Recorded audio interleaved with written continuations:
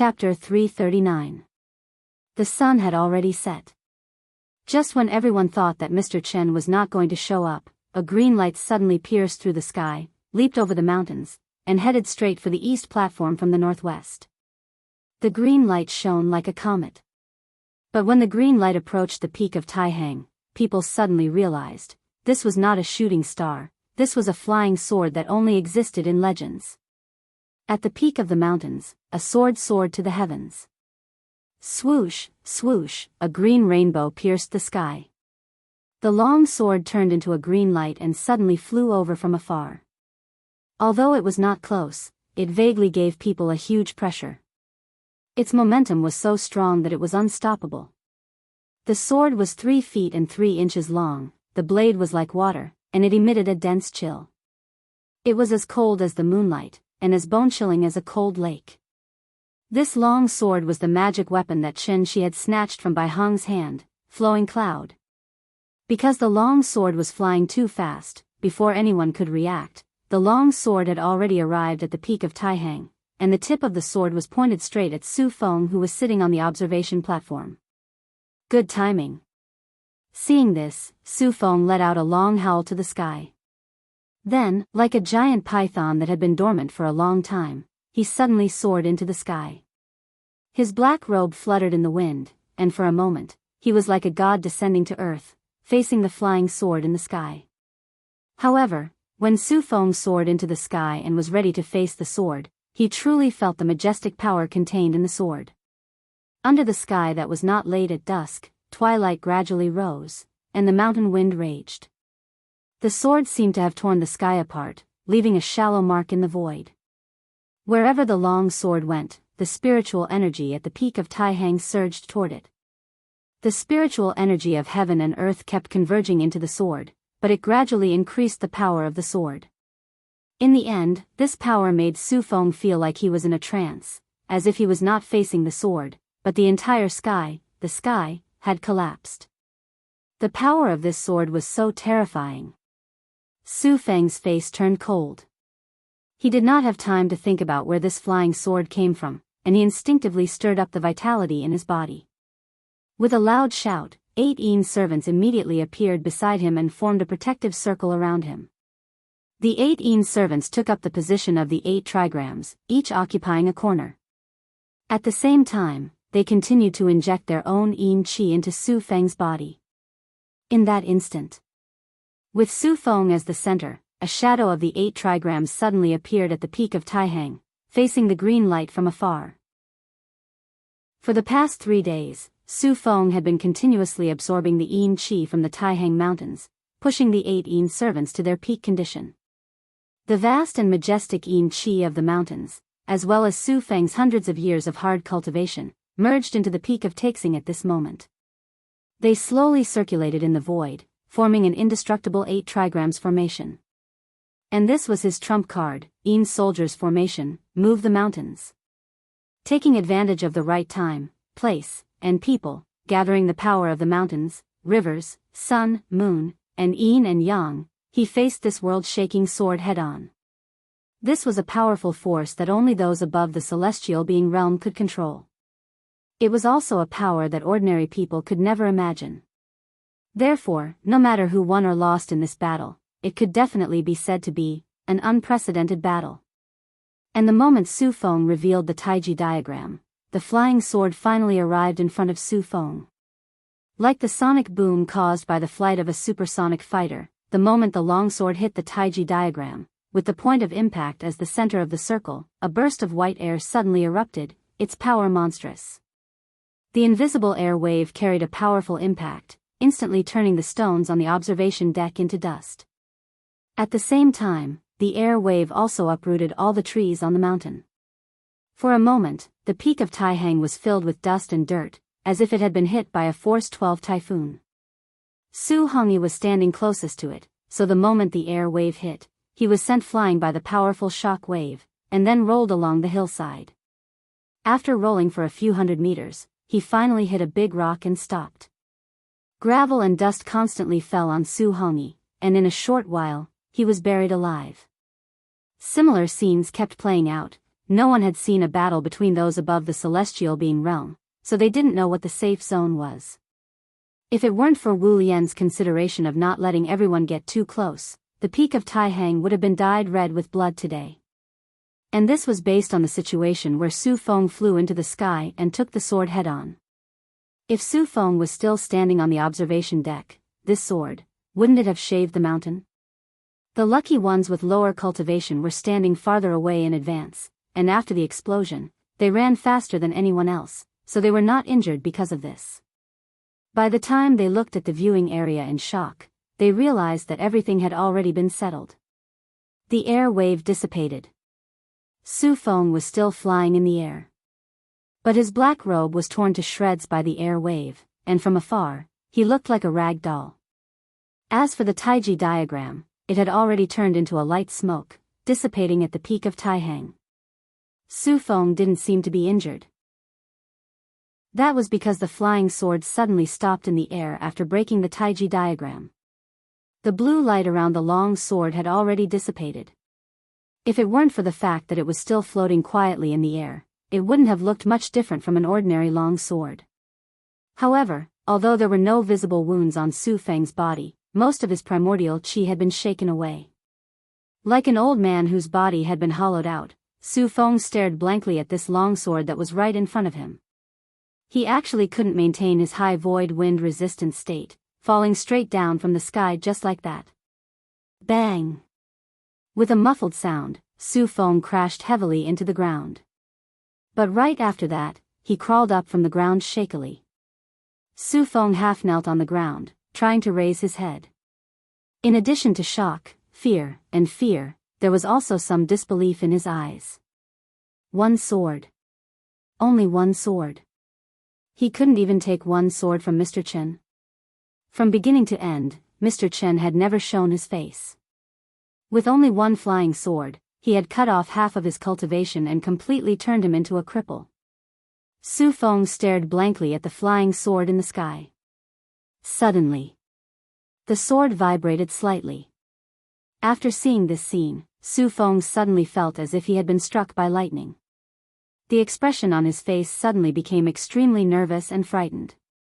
So, after a shudder, Su Feng suddenly lay on the ground, his forehead pressed against the soil, and shouted in a trembling voice, "Thank you, Mr. Chen, for sparing my life. Thank you, Mr. Chen, for sparing my life.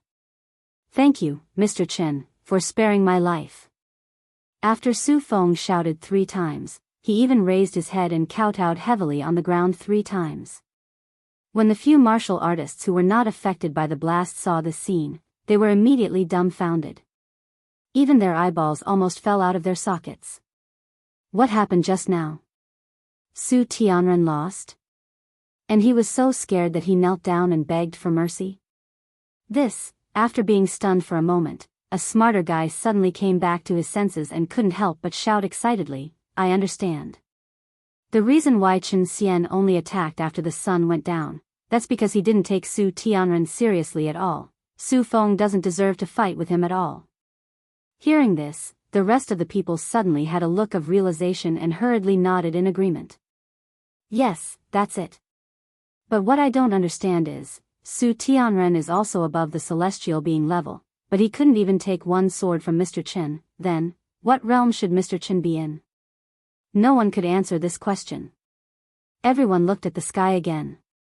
After Su Feng kowtowed 3 times, the sword turned into a green light again and flew back along the way it came. In the blink of an eye, it completely disappeared into the horizon. The mountain wind was still whistling. But in the blink of an eye, the peak of Taihang had completely changed. Chapter 340. The farce finally came to an end. In fact, whether it was Su Feng or the onlookers present, any thoughts or opinions of them were meaningless to Chen Shi. The reason why he showed off his skills today was mainly to remind Wu Lian, "What you saw was only a part of me." From beginning to end, Wu Lian had never really understood Chen Shi. As for the others, if it weren't for Chen Shi's photographic memory, he probably wouldn't even remember the names of Su Feng and Su Hongyi, let alone the others. Anyway, no matter who or what, in short, there was only one sentence: I didn't care. There was a lot of noise in the east platform, but the north platform was still a peaceful scene in the mountains. The night breeze was gentle, and the stars were twinkling. This time, Xianxia had specially brought a skylight tent. The whole family lay in the tent and looked up at the bright starry sky. That warm and comfortable feeling made the little guy let out comfortable moans through his nose. She didn't want to say anything. She just kept climbing up and down on Xianxia and Qin Ruoying, using her parents' bodies as a cushion. It was soft, and very comfortable. The next morning, when the sun just peeked out from the top of the mountain in the distance, the little girl yawned and got out of the tent. After a simple wash, Xianxia took her to the top of the mountain and looked into the distance. The green mountains in the distance were dark and misty. Far away from the smog of Shangjing, large clouds floated gently on the top of the mountain. Seeing such a beautiful scene, the little girl excitedly ran on the grass. Children at this age were always innocent and beautiful, like a flawless gem, pure and dazzling. She grinned and laughed, like a butterfly swimming in the flowers. Accompanied by the beautiful morning sun, her laughter resounded throughout the mountain. Nian, be careful of the stones under your feet. Don't fall. After packing up the tent, the little girl still didn't want to leave. Qin Ruoying stood aside and watched her run freely on the grass. This was the fruit of her and Xianxi's love, the baby she gave birth to after 10 months of pregnancy. Therefore, whenever she saw Nian giggling happily, Qin Ruoying's mouth would always reveal a faint smile. Qin Ruoying quietly accompanied the little fellow. Xianxia, who was still packing, suddenly turned his head and looked at her quietly. The woman in front of him, whose heart was as simple as a simple flower, was still as moving as ever. Falling flowers are silent, people are as indifferent as chrysanthemums. The beauty of a book can be read. He reckoned that he wouldn't be able to finish reading Qin Ruoying's book in his lifetime. Xianxia looked at Qin Ruoying quietly, while Qin Ruoying looked at the little fellow quietly. This scene was very similar to the hazy mood described by Bian Jilin in Cliffhanger. You stand on the bridge and look at the scenery. The sightseer is looking at you from upstairs. The moon adorns thy windows, you decorate other people's dreams. And you are my dream. When the family of 3 returned to Scarlet Cliff Castle and got on the bus again, it was already 4:00 in the afternoon. The short trip to Taihang ended in such a joyful atmosphere. Although the little fellow still wanted to continue, when she thought of the 2 brothers who were still waiting for her in the tea house, she couldn't wait to fly back to Shangjing. Because she could show off in front of them again. This little fellow was still young, but she especially enjoyed the feeling of being envied. And the 2 brothers gave in to her, so every time she showed off, even if they weren't interested, they would try their best to look extremely envious. Thinking about it, it was quite difficult for the 2 of them. In the past, when Auntie Zhang took care of Nian, the child was a careful and cautious mimosa. Now that she had been with her parents for a long time, the mimosa had become a little daisy commonly seen on the roadside. Lively and cute, she wasn't weak and delicate like the precious flowers. Xianxia was very satisfied with this. The bus soon arrived at Shangjing. As soon as they walked out of the bus station, Xianxia took the little fellow to the parking lot. Before he could reach out to call a taxi, 2 girls in their early 20s suddenly ran in front of him and excitedly pointed at the little fellow and said, "Hello, is this your daughter?" The 2 girls were quite good-looking. Big eyes, sharp chins, and high noses. They were the most popular faces on the internet. The 2 of them wore sports vests that exposed their navel and a pair of tight-fitting sports pants, which perfectly displayed the advantages of their figures. Yes, what's the matter? Xianxia had always been very polite to ordinary people, so he simply nodded. Brother, it's like this. We saw that your daughter is so cute, so we want to ask her to take a short video with us. Just 15 seconds, is that okay? Short video? The waves of the internet came one after another, so old antiques like Xianxia were naturally eliminated a long time ago. However, when Qin Ruoying heard the little girl mention the 3 words, short video, she couldn't help but smile and explain, they should be talking about TikTok. Oh, yes, tick-tock. Seeing that Qin Ruoying seemed to have some understanding of this, the little girl quickly took out her phone and showed her homepage to Qin Shi. She also specifically pointed at her number of fans, which was more than 400,000, which was quite good. We want to dance a grade dance with our sister. Look, it's this video. There are only 2 or 3 movements, it's very simple. Qin Shi looked at it and found that it was indeed very simple. He looked down at the little fellow and asked, Nian Nian, sister wants to dance with you, are you willing? Hearing this, the little fellow seemed to be a little shy. She quickly hid half of her body behind Qin Shi. After she felt that she was safe, she poked her head out and glanced at the phone screen that the little girl handed over. Sister, don't be afraid. Look, it's just a few movements. You only need to do it once with us. The little fellow shrunk behind Qin Shi timidly. She seemed to be a little unwilling. However, Qin Shi knew the little fellow's character very well. It was not an exaggeration to say that this little fellow only needed to blink her eyes and he already knew what she was thinking. With her current reaction, it was not that she did not want to, but she did not dare. Seeing that there were people coming and going at the station, the little fellow would more or less be a little shy. In this case, Qin Shi, as a father, naturally had to encourage her more. Just play for fun, treat it as entertainment, and train her courage at the same time. It was a good thing. Therefore, Qin Shi squatted beside the little fellow and persuaded her for a while. Father's words were always useful, so after hesitating for a while, the little fellow mustered up her courage and nodded. Then, she walked out timidly. The movements were indeed very simple. It took a total of 15 seconds. Excluding the head and the tail, it probably took less than 10 seconds to actually jump up. Therefore, after the 2 girls demonstrated it in slow motion, the little fellow remembered most of it. Although she remembered the movements, she did not immediately start. Instead, she pouted and said to Qin Shi, Papa, you dance first. I'll dance after you. I'll dance? Qin Shi looked at the little fellow helplessly, but when he saw her serious face, he did not know whether to laugh or cry. Seeing this, Qin Ruoying not only did not help Qin Shi, but also added fuel to the fire. Just dance for her to see. If you don't dance, how would she dare to dance? Chapter 341. Dancing. For Qin Shi, dancing was not a difficult task.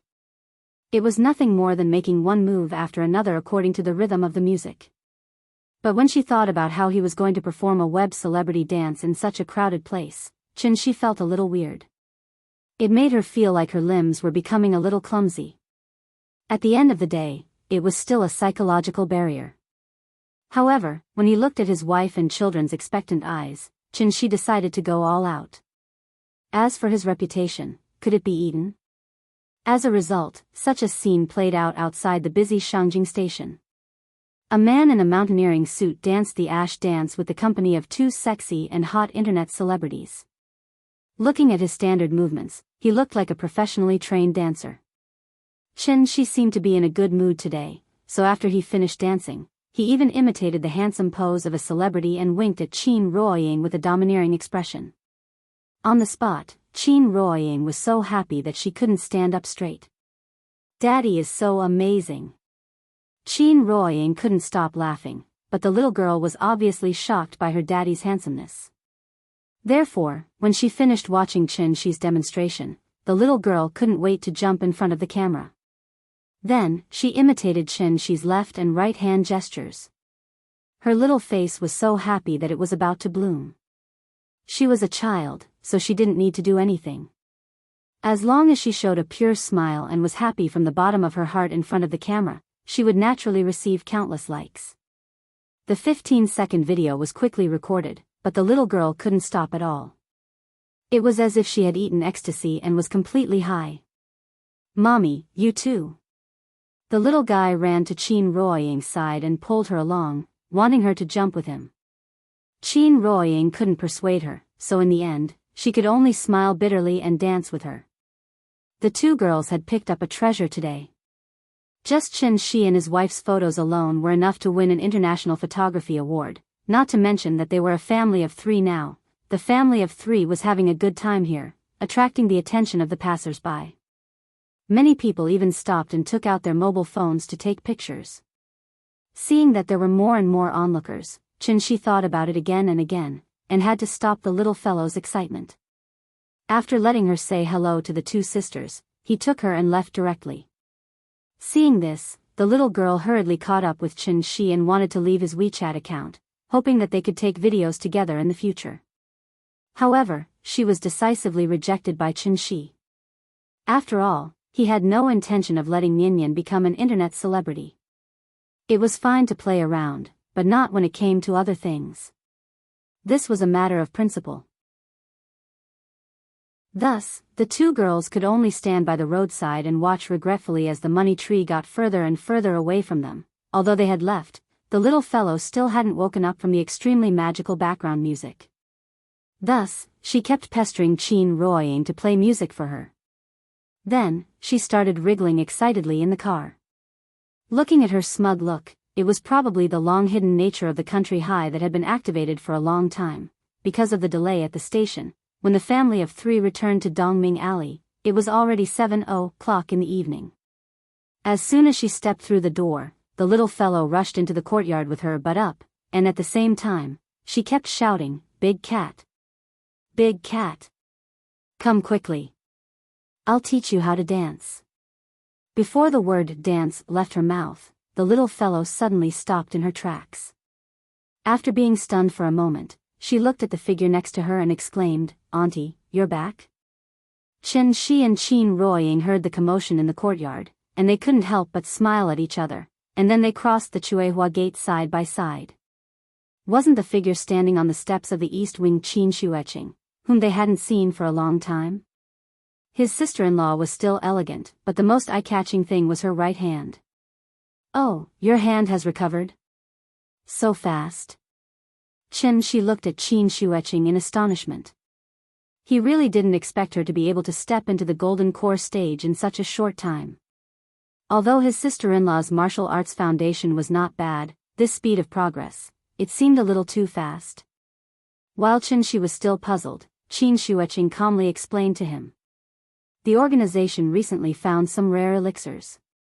My qualifications are not bad, so I got the priority to use them. With the help of the elixirs, I rushed to the Heavenly Man stage in one go." Rare elixirs? Xianxia repeated it, and suddenly he had some understanding in his heart. As the spiritual qi of heaven and earth became more and more intense, some precious treasures of heaven and earth would naturally be born. With the power of Wuxia, it was not difficult to collect these rare treasures. His sister-in-law was young, had a solid foundation, and good qualifications. In addition, she was originally a great guru at the peak of the Gang realm. After practicing the practice method Xianxia gave her, she naturally made rapid progress. Therefore, even without the help of external forces, it was estimated that she could soon break through to the Heavenly Man stage. The Heavenly Man was just a pseudo-elixir stage. Only those above the Heavenly Man could barely be regarded as the Golden Core stage. In the blink of an eye, his sister-in-law had reached the Golden Core stage. It had to be said, time really passed quickly. "You haven't been home recently. What have you been busy with?" Qin Ruoying also hadn't seen Qin Shueqing for a long time. Now that she suddenly saw her back and her injuries had recovered, Qin Ruoying naturally felt happy for her from the bottom of her heart. Therefore, after handing the luggage to Xianxia, Qin Ruoying stepped forward and pulled Qin Shueqing to talk. His wife wanted to catch up with his sister-in-law. As her brother-in-law, Xianxia naturally didn't want to disturb them. So after taking the luggage, he asked the little fellow to go back to the room to wash her face and change her clothes. But, the little fellow didn't pay attention to him. As soon as the big cat came over, the little fellow ran straight to the fish tank with the big cat in her arms. Then, under her leadership, the cat and the fish shook crazily to the music from the mobile phone. Left, right, forward, backward, the little fellow led the dance in front. The big cat squatted on the ground and waved its paws. Big head floated in the fish tank and shook its head and tail. Looking at their silly looks, Qianxi could only shake his head with a smile. Then, he went to the kitchen alone to prepare dinner. While cooking, Qianxi also pondered about his sister-in-law's sudden return. Actually, even if he used his butt to think, he knew that Qin Wanqing was being used by Wu Lian again. The Wu Lian successfully made Qianxi reveal the tip of the iceberg through Su Feng's provocation. When they finally realized Qianxi's potential, they immediately transferred their sister-in-law back. They were afraid that Qianxi would vent his anger on them. On the other hand, they wanted to let Qianxi see with his own eyes that the Wu Lian would never treat his own people badly. So, they let their sister-in-law get a big bargain. Otherwise, how could they let her use this kind of heaven and earth treasure, which was very helpful for cultivation? As a large organization with an official background, this kind of decision was naturally right. But this kind of behavior made Qianxi very disgusted. If it was useful, they would hold you in high regard. If it was useless, they would immediately throw you aside, too utilitarian. Qianxi didn't want to deal with the Wu Lian anymore. So, he decisively put this problem to the back of his mind and turned to think about another problem. If he didn't remember wrongly, Bai Hong once said that the divine gate would open again in a month at most.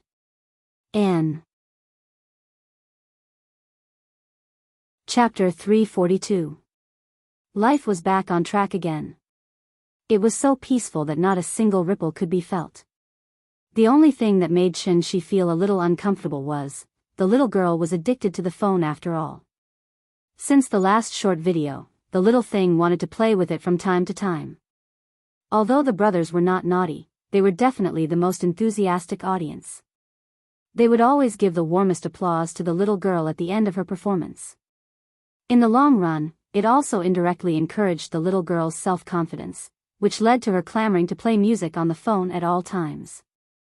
Qianxi had always been reluctant to let the little girl touch the phone, but he could not resist her reasonable request. Dancing was a good thing after all, so naturally, he could only let her be. To be on the safe side, Qin Ruoying also specifically deleted most of the software on the phone, leaving only the system's music player. But how smart were the children nowadays? When Qin Ruoying put the phone aside to play music for the little girl, the brothers could not help but fiddle with it. After all, they had been yearning for magical toys like the phone for a long time. Therefore, even if Qin Ruoying had made enough precautions, she still could not stop the brothers from fiddling with it. It did not matter if they were young and illiterate. Anyway, they would always find something new. Therefore, the door to a new world was poked open by them one by one. Aunt Zhang and Gu Lao's years of suppression were finally released. For children, how fun were games. Just one look at the picture and the brothers were completely fascinated. Under the leadership of these two bad friends, the little girl was no longer naughty and became addicted to playing games on the phone. When Qianxi found out and wanted to stop her, she started crying and throwing a tantrum on the spot, refusing to put down the phone in her hand. The phone is fun. I want to play with the phone. I don't want toys. I want to play with the phone. This time, Qianxi was at his wit's end. Pandora's box had been opened, and it was basically impossible to close it again, unless their memories of this period were erased. But Nian was his daughter after all, and the child was still so young. How could Qianxi bear to use magic to forcibly erase her memory? What's more, it was already the era of the mobile internet. Mobile phones had become a necessity in life. No matter how much one tried to prevent it, the child would come into contact with a mobile phone one day. Therefore, the only thing Qianxi could do now was to set some rules with this little thing and set a time limit for it to play every day. It's okay to play with your phone, but you have to learn self-control first. This was more important than anything else. It was precisely because of this that how to cultivate Nian's self-control became Qianxi's top priority. For this reason, Qianxi didn't even have time to play chess with Gu Lao. Almost every day, he would try to find some fun things to do, such as boating, fishing, flying kites, and other outdoor activities. Qianxi only hoped that this could distract the little girl's attention, so that she would not hold the phone all day long. The hearts of all parents in the world, just like that, the days passed by one. While Qianxi was busy taking care of the child, he did not completely idle. Instead, he took the time to do something bad. And that was, including the Sundial Brilliance Temple, the 5 temples left by the Taiqing divine ancestor were all demolished. By searching the memories in Bai Hong's mind, Qin Shi found the remaining 4 temples and wantonly destroyed them. The escape route left by the Taiqing divine ancestor for the ancient cultivators was blocked by him just like that, and the reason why Qin Shi did this was mainly because the divine gate was always an uncertain factor. He did not like this feeling very much, as if someone would emerge from the divine gate at any time. And last time when the divine gate closed, Qin Shi had already noticed an extremely powerful aura from it. The unknown represented danger. It was not that Qin Shi was afraid, but he did not want his family to face any danger. Not even a little bit. The ancient cultivators had left for too long. After so many years of evolution, the earth had long changed. They were no longer suitable for this era. This was the modern era. Not the ancient mythological era. So after thinking for a long time, Qin Shi finally made such a selfish decision. He destroyed all the temples that served as coordinates and completely blocked the ancient cultivators' return route, so that they would obediently stay in the great world and not come out to cause trouble from time to time. Whether it was out of selfishness or to protect the Earth's existing environment, this decision was obviously the most correct. To be honest, when he demolished the Sundial Brilliance Temple, it really made Qin Shi's heart ache. He destroyed an excellent cultivation place with an 8 times faster time flow just like that. In fact, ever since Bai Hong revealed the information about the 5 temples, Qin Shi roughly understood why the time flow in the Sundial Brilliance Temple was different from that of the Earth. It was because the Sundial Brilliance Temple was connected to the Great World, so the time flow in the temple was actually the time flow in the Great World. In addition, Qin Shi guessed that there should be another Sundial Brilliance Temple in the Great World. Just like there was a receiver at both ends of the phone, the temple on Earth was just a child temple, and the temple in the Great World was the mother temple. In order to confirm whether destroying the temple could really cut off the connection between the Great World and the Earth, Qin Shi recently paid special attention to the fluctuation of the spirit qi of heaven and earth. June 1st, Children's Day.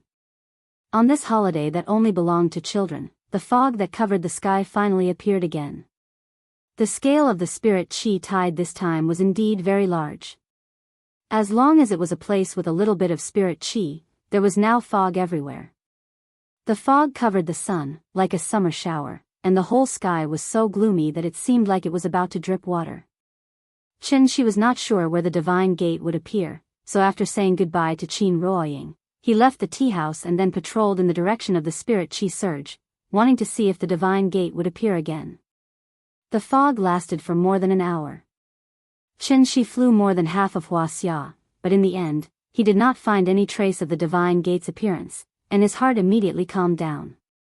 The spirit qi tide had begun to weaken, and it seemed that the divine gate would not appear again. Thinking of this, Qin Shi's heart suddenly calmed down a lot, so he turned his head and flew back to Shangjing. And just as he was about to go home, Qin Ruoying, who was playing games with the little guy in the tea house, suddenly felt a little uncomfortable. She didn't even have the time to react before a feeling of the world spinning violently surged out. The scene in front of her blurred, and Qin Ruoying seemed to have lost her strength, and she could not even stand steadily. If she had not grabbed the chair next to her in time, she would have fallen directly to the ground. Qin Ruoying had no choice but to tightly grab the back of the chair next to her, and then carefully sit down to rest for a while. After she felt a little better, Qin Ruoying frowned slightly and began to check her own situation. In any case, she was a foundation establishment stage cultivator, so how could she still feel dizzy and blurred vision? This feeling had already appeared once before, and Qin Shi carefully checked for her at that time, but he did not find any problems, so Qin Ruoying did not take it to heart. But now this feeling appeared again. Chapter 343. For a foundation establishment stage cultivator to frequently experience dizziness and blurred vision, this was clearly a very strange thing. Therefore, when Qin Shi came back, Qin Ruoying immediately told Qin Shi about this matter. When she said this, Qin Shi immediately exploded like a big cat. Gu Lao greeted him with a smile, but his face was cold. He didn't even respond and directly pulled Qin Ruoying to the back kitchen of the tea house. Chen Shi couldn't be blamed for losing his composure. After all, there weren't many things in this world that were worthy of his attention. If something really happened to Qin Ruoying, Chen Shi was afraid that he would go berserk on the spot. He would never be as harmless as before, but it was strange. Although Qin Ruoying's aptitude was average, in any case, she was now able to cultivate, right? Her earth soul had returned to her body. In the case of 3 complete souls, how could she fall ill? Not to mention what realm Qin Ruoying's cultivation had reached, even if she really did have some kind of strange illness, Chen Shi, as the best doctor in the world, wouldn't be able to find the problem. Due to all kinds of worries, Chen Shi was really nervous this time. Where did the problem come from? Out of caution, Chen Shi first used the amplification effect of the soul crystal to greatly increase the strength of his divine soul. Only then did he release his divine sense to carefully investigate Qin Ruoying's body. There was no problem with the body's organs, 5 viscera, 6 bowels, and 8 major systems. Since the whole person was healthy, the problem was obviously in the divine soul. Therefore, Chen Shi gave the soul crystal to Qin Ruoying, and then let her try to let her divine soul out of her body. Perhaps it was because Qin Ruoying's current cultivation was too low, so even if he used the soul crystal to force her divine soul out of her body, Chen Shi couldn't see anything wrong with her divine soul. From the perspective of an immortal cultivator, the soul was the most important organ in the human body. Without the soul, a human would be nothing more than a walking corpse. An ordinary person's soul was hidden in their heart aperture. Only after they had successfully cultivated could their soul leave their heart aperture and completely merge with their yuanying, becoming the second life of the cultivator. As long as yuanying did not die, her spirit would not be destroyed. That was why there was the saying of possession and rebirth. The heart aperture was where the soul was stored. It was also the most mysterious and important part of the human body. Since he could not find any problems with the divine soul, Chen Shi speculated that the problem should lie here. Therefore, he was now faced with a choice, and that was, should he allow his spirit to enter Qin Ruoying's heart aperture? Chen Shi had never tried to let his spirit enter someone else's heart aperture. After all, what was the difference between this and possession? He believed that other than Qin Ruoying, there was absolutely no one in this world who would let him enter their heart aperture without reservation. Chen Shi was somewhat apprehensive. Because the difference in their cultivation was too great. If Qin Ruoying's divine soul was a small pond, then Chen Shi was the boundless ocean. What would happen if he poured the water from the ocean into a small pond? Chen Shi had never heard of such a situation, so naturally he had never seen it before. Therefore, not to mention trying it out, just imagining it made him somewhat fearful. Qin Ruoying was the most important person in his life. If something went wrong and hurt her heart aperture, Chen Shi was afraid that he could only commit suicide to apologize to the world. What to do? He couldn't advance or retreat. For a moment, Chen Shi was stunned. Qin Ruoying saw Chen Shi's worry, so after thinking about it again and again, she said gently, "Don't worry so much. You see, I'm fine now." "It shouldn't be a big problem," Chen Shi did not immediately reply. After a long silence, he said with a dignified face, "No, this matter is not simple. We must find the problem." After saying that, he wanted to use the soul crystal to check Qin Ruoying's divine soul again. But at this moment, the little girl suddenly ran over with her phone in her arms. "Mama! The phone is ringing. The phone is ringing." Although she was illiterate, she could still distinguish between ringtones and music, so she ran to Qin Ruoying's side and held the phone high as if she was presenting a treasure. Qin Ruoying took the phone and found that she did not receive a phone call, but a text message. The sender was Qin Yongyan, and the content was very short. The general meaning was that he had something to do and was going out for a while, so the couple did not have to worry. Qin Yongyan had always lived in seclusion. Today, he went out for the first time, which made Qin Ruoying feel a little strange. However, the elders naturally did not need to report to the younger generation, so she did not take this matter to heart. After showing it to Chen Shi, she returned the phone to the little girl. The little girl was busy playing games. She took the phone and ran out of the hall. But just after she ran 2 steps, she seemed to have thought of something. She quickly turned her head and asked with a puzzled face, "Mama, what are you doing here?" "Mama is talking to Papa about the purchase of goods." "Oh." The little girl nodded woodenly, but her legs seemed to be rooted to the ground, and she stood there motionless. With her current reaction, she did not need to think to know that the little girl wanted them to go out and keep her company because they had not come out for a long time. This made she feel very gratified. Games were not as important as parents, meanwhile. East Sea. On an unknown island. Just like the ice and fire island described by Mr. Jin Yong, it was full of spiritual energy and full of vitality. The scenery on the island was even more beautiful, like a fairyland. Such an excellent tourist spot, but so far, few people knew about it. No one had set foot on it all year round. This island was the legendary East Sea Immortal Mountain, Daoist Island. The reason why ordinary people could not find this island was that there was a large array on the island that gathered spiritual energy, defended it, and concealed it. The ancient cultivators had left, but their inheritance was left behind. The village hidden in the depths of Qinling was the place of inheritance, but there was more than one place of inheritance in this world. Daoist Island was one of them. Daoist Island was also a place of inheritance, but there was a big difference between Daoist Island and All Saints Valley. All Saints Valley was run by the clan elders. As long as foreign cultivators passed the test of the clan elders, they could join All Saints Valley and officially become a member of the village. The 2 words, Fang Cun, carved on the stone tablet outside the village were the foundation of the village. Shape does not exist, Fang Cun accepts. All rivers run into the sea. All Saints Valley was very inclusive, so whether it was martial artists, necromancers, or other inheritances, everyone could live in harmony in the village and learn from each other in order to break through to the diviner level as soon as possible, or even ascend to the divine gate.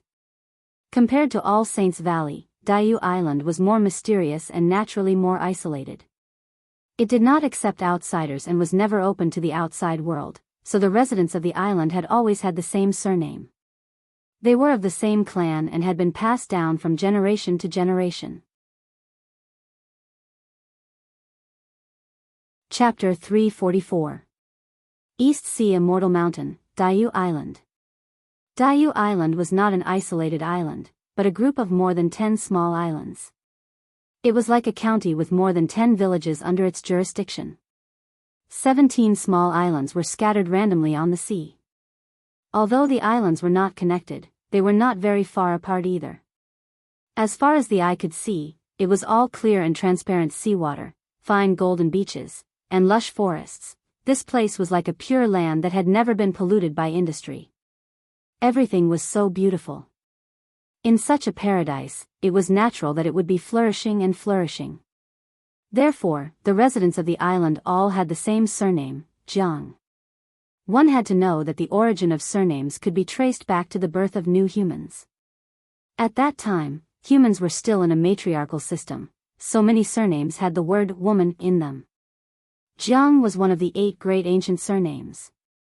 Ever since the ancient cultivators left, the Jiang clansmen left on Earth had sealed themselves on Daoist Island. If not for the serious dangers of close kin reproduction and the need to inject new blood into the clan from time to time, the Jiang clan would never allow any outsiders to set foot on Daoist Island. It was precisely because the Jiang clan had followed the ancestral teachings of seclusion for so many years that the Jiang clan's inheritance was extremely complete. This had become the thing that the Jiang clan was most proud of. Just like the rumors in the outside world, they were what the ordinary cultivators were talking about, descendants of immortals. However, due to the gradual weakening of Earth's spirit energy, even the ancient cultivators could only stay away from it, let alone these abandoned children left behind on Earth.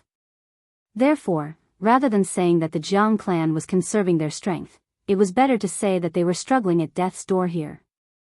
At their worst, there was not even a single immortal in the entire Jiang clan. However, this was all in the past. With the gradual recovery of spirit energy, the Jiang clan was about to welcome its most glorious moment. The current clan leader, Jiang Yuankue, was very confident about this. On this day, Jianghu was handling clan affairs in the ancestral hall of Xianxia Peak when a clan disciple suddenly came to report, interrupting his train of thought. Clan leader, someone wants to see you. Who is it? This person is from the All Saints Valley. His name is Qin Yongyan. All Saints Valley? Wasn't it destroyed long ago? Jianghu repeated this phrase, and a faint smile appeared on his face. It was obvious that there had been some unpleasantness between Daoist Island and All Saints Valley. Jianghu pondered for a moment, then coldly said to the messenger, "It seems that those old things are really dead. Now, a junior of the young generation wants to see me? Tell him to scram." Hearing this, the messenger had an extremely awkward expression on his face. After a moment of hesitation, he said cautiously, "Sir, that person also said that, he is Mr. Chen's father-in-law, Mr. Chen?" Jianghu froze for a moment. Then, he seemed to think of something, but he wasn't sure. He frowned and asked, "Which Mr. Chen?" "He's the one who soared to immortality with a single sword strike in Taihang Mountain." Jianghu was silent. After a long moment of silence, he said solemnly, "Tell him to come see me." "Yes, Patriarch." At the foot of Xianxia Peak, Qin Yongyan stood proudly in front of the mountain gate in a plain robe. Although it was called a peak, it was actually only a few dozen meters high. From afar, one could see the cornice of the ancestral shrine at the top of the mountain. Perhaps it was because no stranger had appeared on Daoist Island for a long time, so when Qin Yongyan stood there, countless Jiang family members couldn't help but come to take a look. Qin Yongyan was like an old monk in meditation. After standing there for more than 10 minutes, the Jiang clan member who went to deliver the message hurriedly rushed over. "Mr. Qin, please come with me." Then, the man led Qin Yongyan to the square outside the ancestral shrine. Qin Yongyan had been silent the whole time, but when he arrived at the square, he set his eyes on the giant bronze cauldron. This giant cauldron, All Saints Valley once had one. Qin Yongyan didn't have to wait long in the square before a man in a brown brocade robe strode out. This man looked about the same age as him, probably in his 40s, but his tone was slightly arrogant. As soon as he saw Qin Yongyan, he asked impatiently, "Tell me, why are you here?" Junior Qin Yongyan greets Mr. Jiang. Cultivators naturally couldn't be judged by their appearances. Although Jianghu's attitude wasn't good, Qin Yongyan still bowed respectfully to him. Jianghu naturally had the right to be arrogant. After all, his age and seniority were much higher than Qin Yongyan's. However, when Jianghu approached Qin Yongyan, he suddenly realized Qin Yongyan had actually stepped into the celestial being realm, which surprised Jianghu quite a bit. A junior with the surname Yong should be between 40 and 60 years old, but he had already stepped into the celestial being realm? This kind of cultivation aptitude was rare even in the Jiang family. No wonder this man dared to climb Xianxia Peak alone to ask for a meeting. Jianghu frowned as he sized up Qin Yongyan. Seeing that he didn't answer, Qin Yongyan cupped his hands and bowed. He said directly, "I know that outsiders are not allowed to set foot on Daoist Island. The reason why I came so abruptly this time is that I have a question that I would like to ask Mr. Jiang." "Tell me about it." Because the Jiang family's inheritance was relatively complete, since ancient times, many cultivators had wanted to come to the island to seek guidance. Under normal circumstances, if it didn't involve too many secrets, or if he happened to be in a good mood at that time, the Jiang family's patriarch would answer the question, which could be considered as forming a good relationship with the outside world. As a result, the Jiang family's reputation naturally became more and more well-known. "Thank you, Mr. Jiang." Qin Yongyan bowed again, then slowly said, "I have an only daughter, who entered the ancestral hall at the age of 8 and became Xiannu. In the blink of an eye, 20 years have passed, and my daughter has married and has children, living a stable and happy life," Qin Yongyan narrated in a calm tone. But when Jianghu heard the two words, Xiannu, he frowned on the spot. This was because he had already guessed what Qin Yongyan wanted to ask. Just as expected.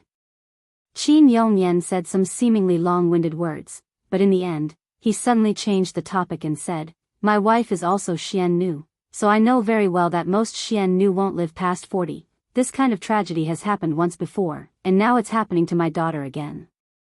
Let me say something disrespectful to the ancestors. If I could turn back time, even if I had to sacrifice my life, I would never let my daughter become Xian Nu. Unfortunately, it's too late to say anything now." Speaking up to this point, Qin Yongyan raised his head and glanced at Jiang Yuankui. Then, with a solemn expression, he said, "This junior has heard that most of the mystical maidens of the Jiang clan will have good endings. Therefore, I took the liberty to visit. I only hope that Mr. Jiang can dispel this junior's doubts and save my daughter who has finally managed to live a good life."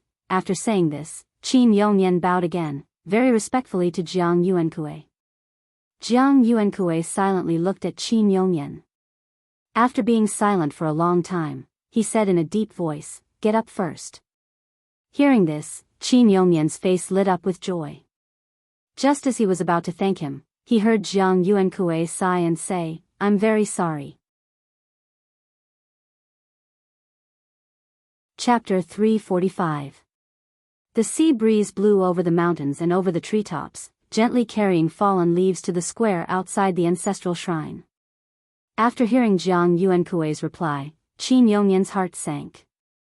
He hurriedly bowed and begged, "I have also heard that the Jiang clan's secret has never been mentioned to outsiders. However, this matter concerns my daughter's life, so I have no choice but to treat it seriously. Mister, you are the leader of a clan. If you have any difficulties, this junior can understand. I only hope that sir can give me some pointers and point out a path for my poor daughter. This junior will definitely remember such a great favor in his heart at all times. Thank you for your trouble, sir." After speaking, Qin Yongyan bowed to Jiang Yuankui again. The meaning of his words was very clear. Even if Jiang Yuankui could not reveal it due to the clan rules, he could still give him some pointers. In any case, he could give him a direction to work towards. Then, he could find a solution in that direction. This request did not seem excessive, but Jiang Yuankui did not know why. After hearing Qin Yongyan's words, he responded with an expressionless face, "I already said that I cannot help you with this matter, please go back." After speaking, Jiang Yuankui flicked his sleeves and turned to walk back to the ancestral shrine. "Sir Jiang, please stay." Qin Yongyan could not help but feel anxious. He could not help but take a few steps forward, wanting to say a few words to Jiang Yuankui. However, at this time, a young man appeared in front of him at an extremely fast speed. Then, he stretched out his right hand and stopped Qin Yongyan. The clan leader's meaning is very clear. "Please go back." Qin Yongyan glanced at the young man, only to discover that this young man was actually a diviner-level expert. For a moment, he was unable to advance or retreat. Qin Yongyan's face revealed a look of struggle. After hesitating for a moment, he suddenly bent his knees in front of this young man, and with a plop, he knelt on the ground. "I hope that Sir Jiang will be merciful and save my poor daughter." A diviner was actually doing such a thing.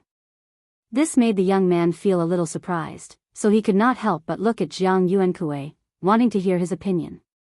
Jiang Yuankui stopped, but he didn't turn around. "It's not that I don't want to help you, but I can't. Her fate was sealed the moment she became the Siming Xian Nu. Isn't it too late for you to regret it now?" At this point, Jiang Yuankui suddenly glanced at the young man and said, "Feng Yan, help me see the guest out." "Yes, Patriarch." The young man called Feng Yan nodded. Then he reached out his right hand and said to Qin Yongyan, "Mr. Qin, please go back." Qin Yongyan knelt on the ground and remained silent for a long time. In the end, he gently shook his head and said in a very lonely voice, "Forget it. I have disturbed Mr. today. I hope Mr. won't blame me. I will take my leave now." After that, Qin Yongyan stood up and slowly walked down the mountain. As they walked, they listened to the constant gurgling sounds of the waves. Qin Yongyan seemed to have suddenly thought of something, and a self-mocking smile appeared on his face. He had personally sent Qin Ruoying to the ancestral hall, and now it was too late for regrets. The reason he regretted it was all because of that cheap son-in-law. Qin Yongyan would never forget that day. All Saints Valley. In a small courtyard at the back of the mountain. When Qianxi faced everyone and loudly shouted, "Let's go home," it was like a heavy hammer hitting Qin Yongyan's heart. His voice was as loud as a bell and as loud as thunder. It also made him completely wake up. Qin Yongyan was in great pain as he watched his lover die in his arms, but he didn't understand why he was in pain. Everything about the Siming Xiannu was normal for everyone in the village. In everyone's opinion, becoming the Xiannu was always an extremely glorious thing. Even if they knew that the Xiannu would have a shorter lifespan. Becoming the Xiannu was the most glorious thing in All Saints Valley since ancient times. Children of 8 or 9 years old were ignorant. If the elders said that the Xiannu was good, the children would naturally want to become the respected Xiannu. Until they reached adulthood, until they died prematurely due to the exhaustion of their lifespan. They always believed that being able to become the Xiannu was their blessing. Everything had been deeply ingrained in them. Qin Yongyan finally understood why he had felt pain in the past. What was the purpose of life? For the current him, being able to see his daughter grow up and live a happy and stable life was the most meaningful thing. As for the rest, it wasn't important. In order to make up for his mistakes, the first thing Qin Yongyan did after becoming a diviner was to seek help from Daoist Island. Since the rules were set by humans, they could naturally make 1 or 2 exceptions. But unfortunately, Qin Yongyan's ability was limited, and he didn't have enough face. Jianghu obviously couldn't break the rules for him. He couldn't, but someone else could. Thinking of this, Qin Yongyan couldn't help but chuckle. But there was a bit of loneliness, a bit of unwillingness in that smile, and at the same time, a bit of consolation. He was old, he couldn't take care of his daughter like before. He had taken care of Yingying for half his life, but now this responsibility fell on the shoulders of someone else. For a father, this feeling was indeed a bit complicated. But no matter what, as long as Yingying could be happy, as a father, he didn't care. Polygonum Ji Gu, Bandit Yi Hao. Mourning for my parents, who gave birth to me. Polygonum Ji Gu, Bandit Yi Hao. Mourning for my parents, who gave birth to me. When Qin Yongyan's figure disappeared from the foot of the mountain, Jiang Fengyan thoughtfully came to the ancestral hall. There were no outsiders present, so Jiang Fengyan directly called out to Jiang Yuankue, "Father." Jiang Yuankue held 3 sticks of incense and stood in front of the ancestral tablets respectfully. After inserting the incense in his hand into the incense burner, Jiang Yuankue turned around and asked, "Is he gone?" "Yes." Jiang Fengyan responded. Then, he said with a confused expression, "Father, I don't understand. What don't you understand? You don't even know this, do you? Qin Yongyan's daughter is called Qin Ruoying. I heard that it was because of her that the All Saints Valley was flattened by Mr. Chen." "So what?" Jiang Fengyan was stunned for a moment. He seemed to be completely unable to understand Jiang Yuankue's approach, so he hurriedly said, "Father, Mr. Chen is above the celestial being. It's completely inappropriate to offend him over a few words, right?" Jiang Yuankue didn't answer. Seeing this, Jiang Fengyan gritted his teeth and continued, "The spirit energy has been surging too much recently. Second granduncle may break through at any time. If we take this opportunity to build a good relationship with Mr. Chen, we may be able to ask him for help. If he's so helpful, why do you have to push him away?" Seeing Jiang Fengyan's puzzled look, Jiang Yuankue laughed and said, "Fengyan, you're oversimplifying things. Let's not talk about your second granduncle first. This Siming Xiannu is actually not as simple as you think," Jiang Yuankue explained with a smile. However, Jiang Fengyan still couldn't agree with his point of view, so he couldn't help but shout, "Father." He wanted to say something, but Jiang Yuankue waved his hand directly, indicating that he should stop talking. "Just wait and see. If Mr. Chen really cares about that woman, then he'll definitely go to Daoist Island himself, when that time comes." Chapter 346. Because of Qin Ruoying's illness, Qin Shi had been thinking hard about how to solve it, so he didn't realize that he was neglecting the little one. Since he came back, it was the first time he completely ignored the little one's feelings. Of course, the little one was a little unhappy. "I'm not happy.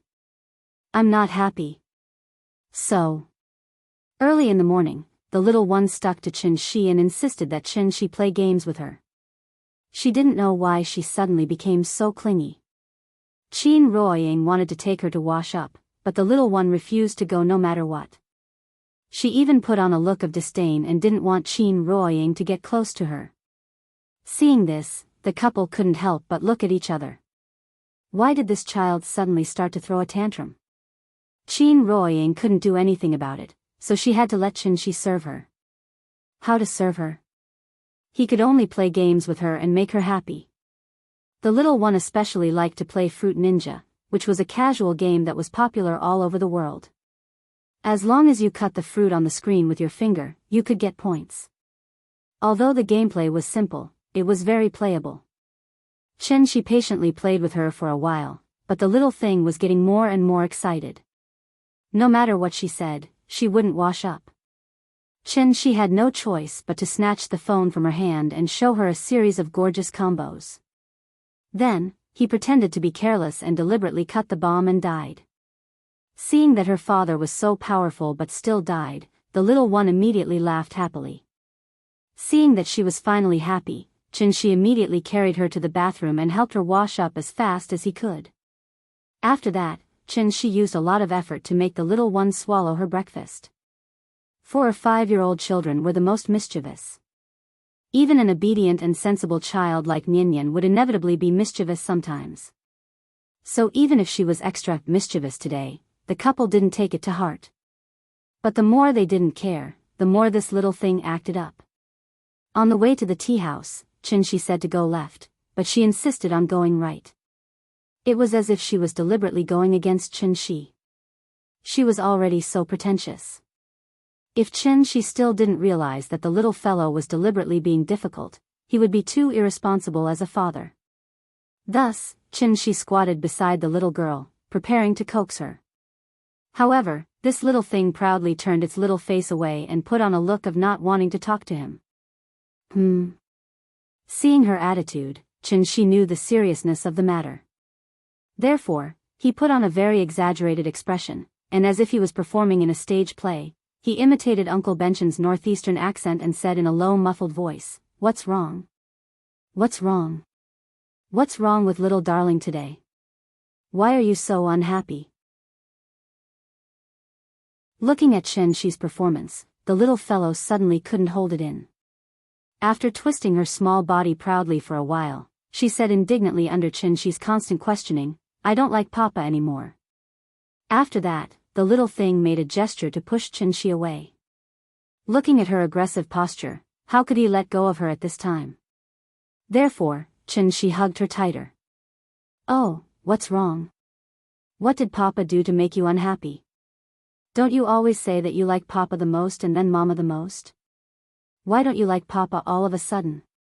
Hearing this, the little thing seemed to suddenly think of something unhappy. She pouted on the spot, and then said to Qin Shi with a stubborn face, "I don't like Papa anymore. Go and play with Mama. Don't play with me." As soon as these words came out, the couple couldn't help but laugh out loud. It turned out that, was his daughter jealous of her mother? Recently, Qin Shi had been sticking to Qin Ruoying all day, for fear that something would happen to her.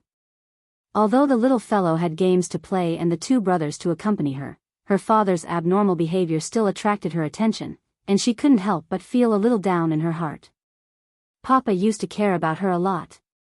Papa also cared about Mama, but he cared more about her. The little fellow was now in the sex bud stage, and it was actually very normal for her to have an Oedipus complex.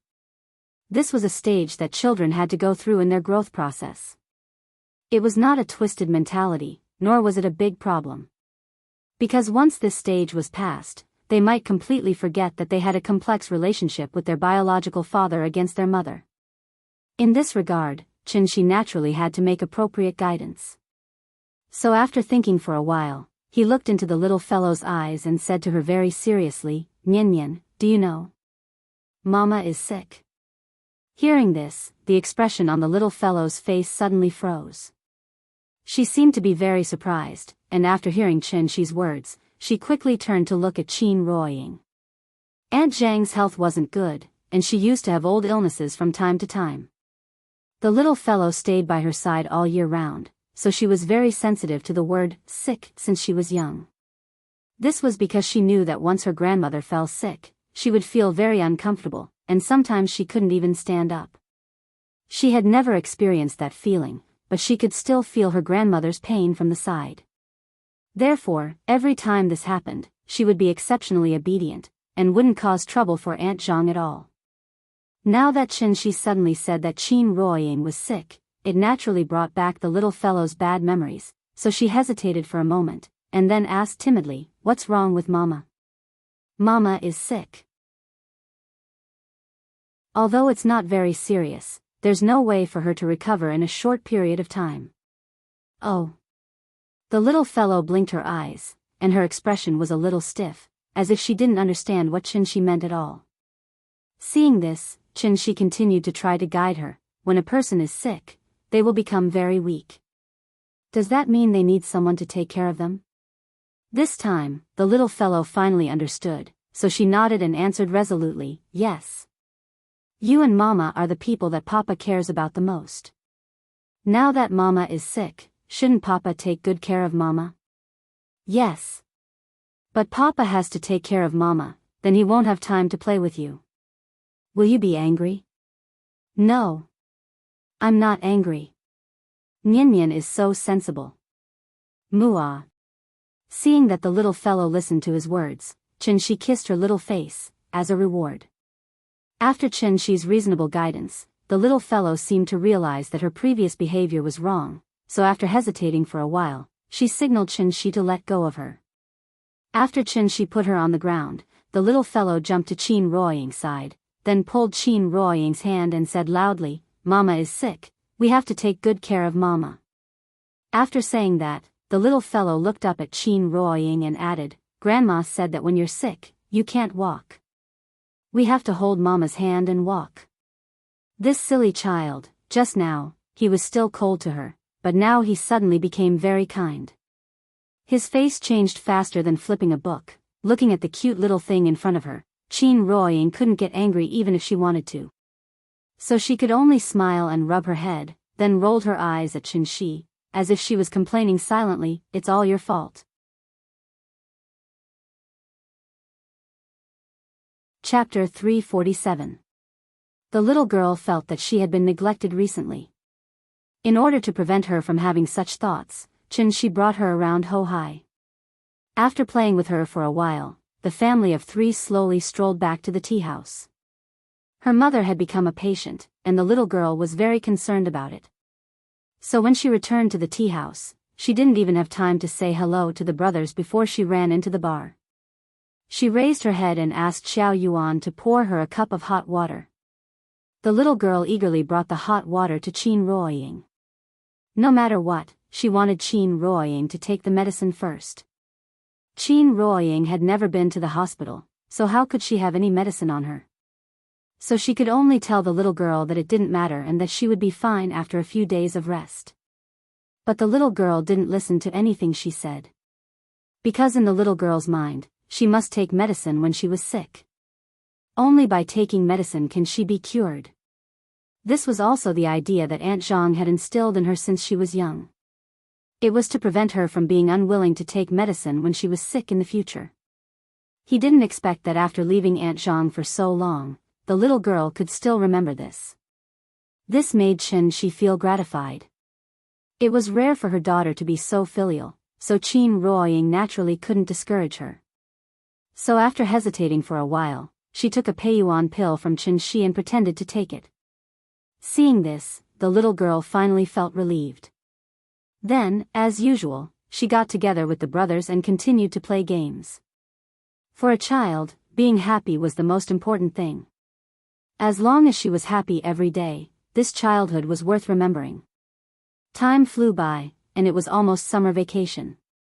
According to the couple's plan, after this summer vacation, the little girl would have to go to a senior class. The school would definitely be the top school, but it wasn't to force the little girl to be a top student. It was to give her a change of environment so that she could be in contact with more children of the same age. On the other hand, it was also because these three little things had been playing too much recently. If they were left alone, it wouldn't be long before they would fumble around playing Mobile Legends. Playing games was addictive. Children had poor self-control, so it was better to play less. School was obviously the best place to go to rehab. After the start of summer, Hohai became lively again. Enjoying the cool air was different from enjoying the air conditioning, so after Xiao Yuan opened the door, she moved out a few sets of tables and chairs so that the guests could drink tea under the shade of a tree and enjoy the beautiful scenery of the lakeside. It had to be said that Xiao Yuan was indeed very competent as a shopkeeper. The little girl was well behaved and had a sweet tongue. With her efforts during this period of time, she had indeed brought in many regular customers for the tea house. Although they were still in a state of loss, it was much better than before when they couldn't make ends meet. Seeing that the weather was gradually improving, Xiao Yuan bought a string of wind chimes from the internet and hung them on the door curtain. Every time the wind blew, a crisp and melodious ringing sound could be heard. It had a unique charm to it. The small tea house was still the same small tea house, but it was more lively than before. Perhaps it was an illusion, but Xianxia felt that his current life was like a tranquil lake. It was calm on the surface, but undercurrents were surging. He liked his current stable and ordinary life, so he didn't want to see any changes. Qin Ruoying's illness was an unknown variable to Xianxia. It had to be said that his sister-in-law came back at the right time. Qin Xueqing was also a Xian Nu. When Xianxia asked her if she had the same feelings, Qin Xueqing immediately gave an affirmative answer. But there was something strange. Qin Xueqing's symptoms weren't very obvious. Sometimes, the symptoms would disappear without anyone noticing. Xianxia couldn't help but suspect that it was because the time it took for the soul to return to the body was too short, and Qin Ruoying's cultivation was too low, so there was a normal rejection reaction. But no matter what, as long as a person felt any discomfort, it must be a warning from the body. Therefore, he still had to treat it with caution and pay more attention to it. How to observe? Of course, he had to stay by Qin Ruoying's side all day. Therefore, the person playing chess with Gu Lao now became Qin Ruoying. Although Qin Ruoying's chess skills weren't that good, she relied on Xianxia's pointers to barely be able to play chess with the old man. Wasn't this the same as slaying Gu Lao's dragon? The three people chatted while playing chess, when the wind chime at the door suddenly rang. Ring ring ring, the sound of the wind chime was crisp and pleasing to the ear. Qin Ruoying subconsciously turned her head to look, and was immediately shocked and stood up. Dad? Why are you here? The person who came was Qin Yongyan. He was wearing a white traditional training suit today. This kind of outfit was particularly eye-catching in Hohai, which was famous for its bars. Qin Ruoying smiled and went forward to greet Qin Yongyan. Xianxia also stood up and greeted, Dad. But as soon as the voice fell, Xianxia slightly frowned. Something seemed wrong. Qin Ruoying didn't notice the strangeness. After introducing Qin Yongyan to Gu Lao, she pulled Qin Yongyan to sit on the side and talked. Dad, is this your first time here? I thought you couldn't find it. I just came back from outside. Seeing that you weren't at home, I thought I'd come here to take a look. Okay, I'll call Nyanyan over and let her play with you for a while. After that, Qin Ruoying turned around and was ready to call the little girl over, but was stopped by Qin Yongyan with a smile. It's okay, isn't that child playing happily? Don't disturb her. Okay then, although the father and daughter lived under the same roof, because Qin Yongyan was busy cultivating all day, they usually didn't even see each other face to face. Qin Yongyan rarely came to the tea house, so Qin Ruoying naturally had to accompany him to have a good talk. Since the old father-in-law came, this game of chess could only be temporarily suspended. After Xianxia excused himself to Gu Lao, he went to the bar to pour a cup of tea, and then sat next to Qin Ruoying. The father and daughter were chatting about daily life. After seeing Qianxi come over, Qin Yongyan smiled and said to the couple, "Today, I actually have something to tell you." Seeing this, Qin Ruoying leaned forward slightly and put on a look of listening attentively. But Qin Yongyan didn't immediately speak, but looked around with a smile. Qianxi immediately understood what he meant, so he immediately set up a soundproof restriction, and then frowned and directly asked the question in his heart. "Are you injured?" From the moment Qin Yongyan entered the door, Qianxi found that his breath was not very stable, so he had this guess. Hearing this, Qin Yongyan didn't hide, nodded and explained with a smile, "I had a small misunderstanding with someone before, but it has been solved." At this time, Qin Ruoying on the side finally recovered and couldn't help but exclaim, "Are you injured? Where are you injured? Is it serious? Let me see." Qin Ruoying wanted to see where he was injured, but was stopped by Qin Yongyan with a smile. "Don't worry, it's just a small injury." "How can that be?" "She, quickly help Dad take a look, don't leave any hidden dangers." Under Qin Ruoying's repeated requests, Qin Yongyan had to stretch out his right hand for Qianxi to check. Then, Qianxi found that Qin Yongyan's breath was in disorder because his meridians were injured. For a celestial, this degree of injury was naturally nothing, and he would recover in 2 or 3 days. Of course, the injury was not the main point. The main point was the injured person. Qin Ruoying kept asking Qin Yongyan how he was injured, but Qin Yongyan avoided this topic. After a few fruitless inquiries, Qin Ruoying could only pout and sit there sulking. She was already a mother, yet she was still acting like an angry little girl. Qin Yongyan couldn't help but chuckle at her antics. "Yingying, I came here today mainly to talk to you about some things about your mother. If you don't want to listen, I'll go back first." After saying that, Qin Yongyan got up and pretended to leave.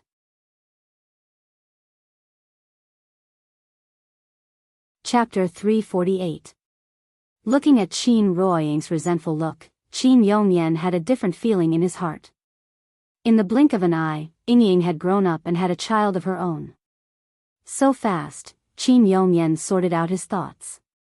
After Qin Ruoying sat down quietly, he said slowly, "Yingying, do you still remember when you were young, you loved to ask where your mother went?" "Of course I remember. At that time, when I saw that everyone else had a mother, I couldn't help but feel a little disappointed, so I always pestered you to ask where my mother went." As Qin Ruoying spoke, she couldn't help but look sideways at the little guy. As a mother, she had the deepest understanding of this child's feelings. "It's been hard on you." Qin Yongyan sighed softly. Then, he changed the topic and said calmly, "I didn't tell you before. In fact, your mother didn't die of illness. She died of old age. She didn't experience any pain. She just lay in my arms and quietly passed away." After saying that, Qin Yongyan smiled and made a hugging gesture, as if he was showing her the scene at that time. After Qin Ruoying heard his words, a very surprised expression appeared on her face. She even suspected that she had heard wrongly. Died of old age? Qin Ruoying's doubts didn't last long.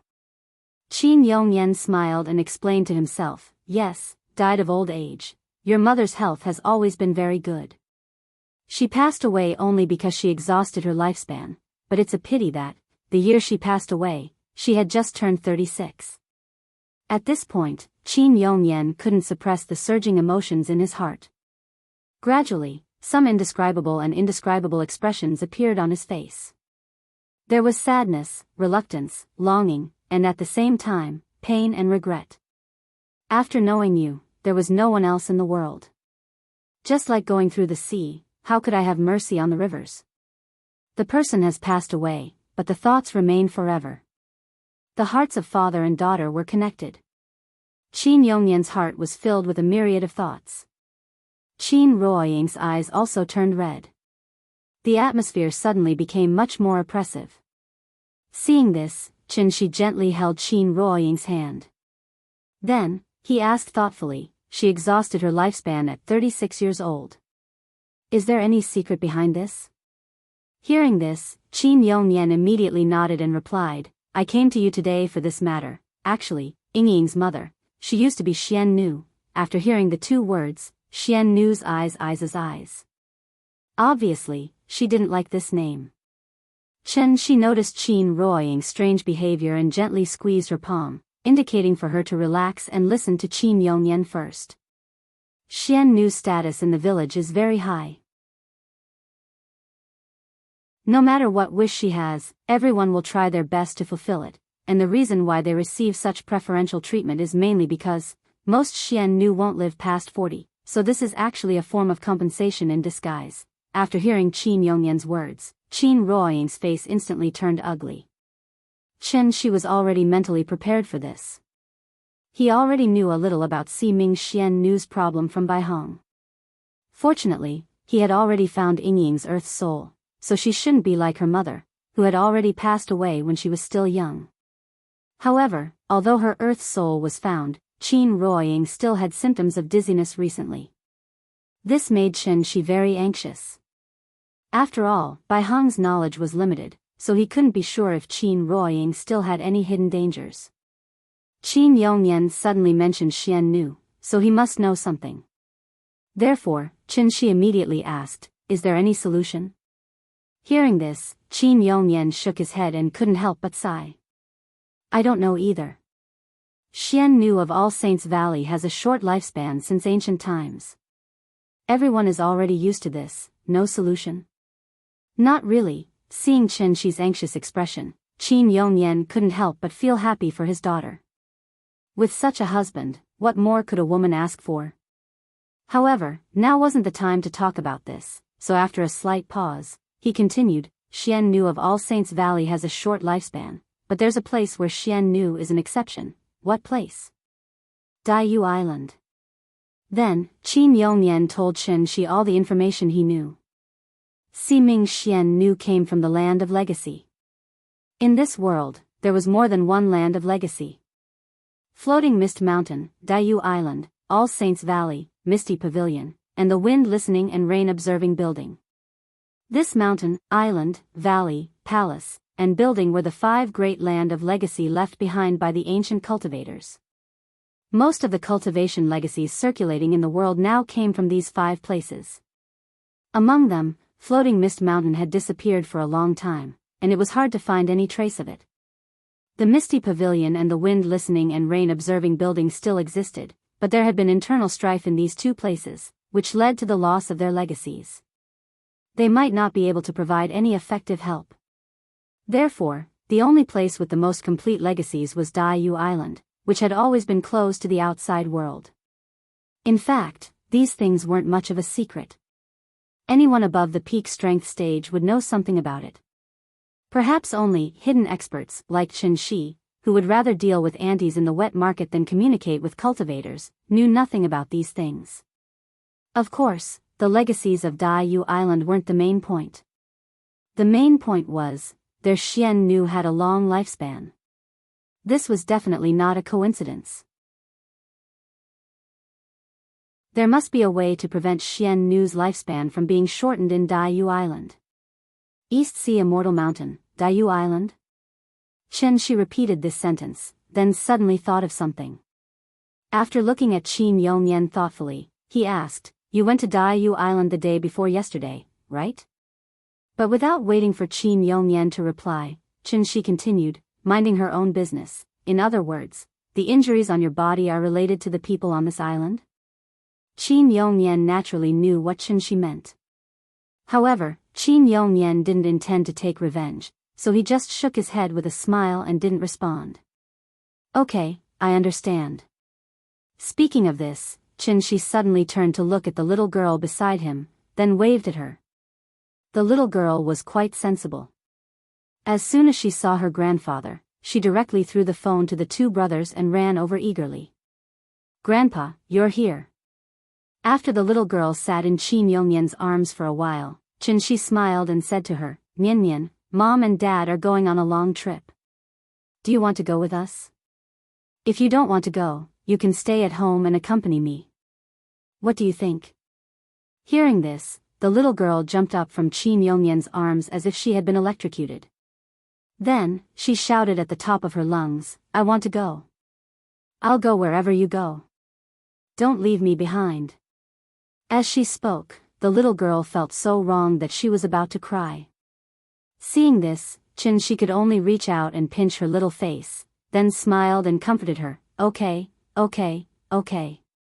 We won't leave you behind. How could Mom and Dad bear to leave you behind?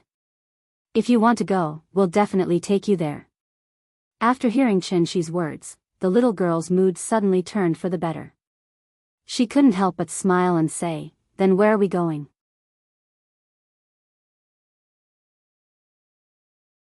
Chapter 349. For a celestial being, it was naturally not difficult to ride the wind and enter the sea. Because the little fellow had to go with them, she did not choose to fly directly to Daoist. Instead, he took the little fellow to Zhonghai by plane and borrowed a yacht from Ning Zhonghua, treating it as a sea trip. A yacht self-driving tour.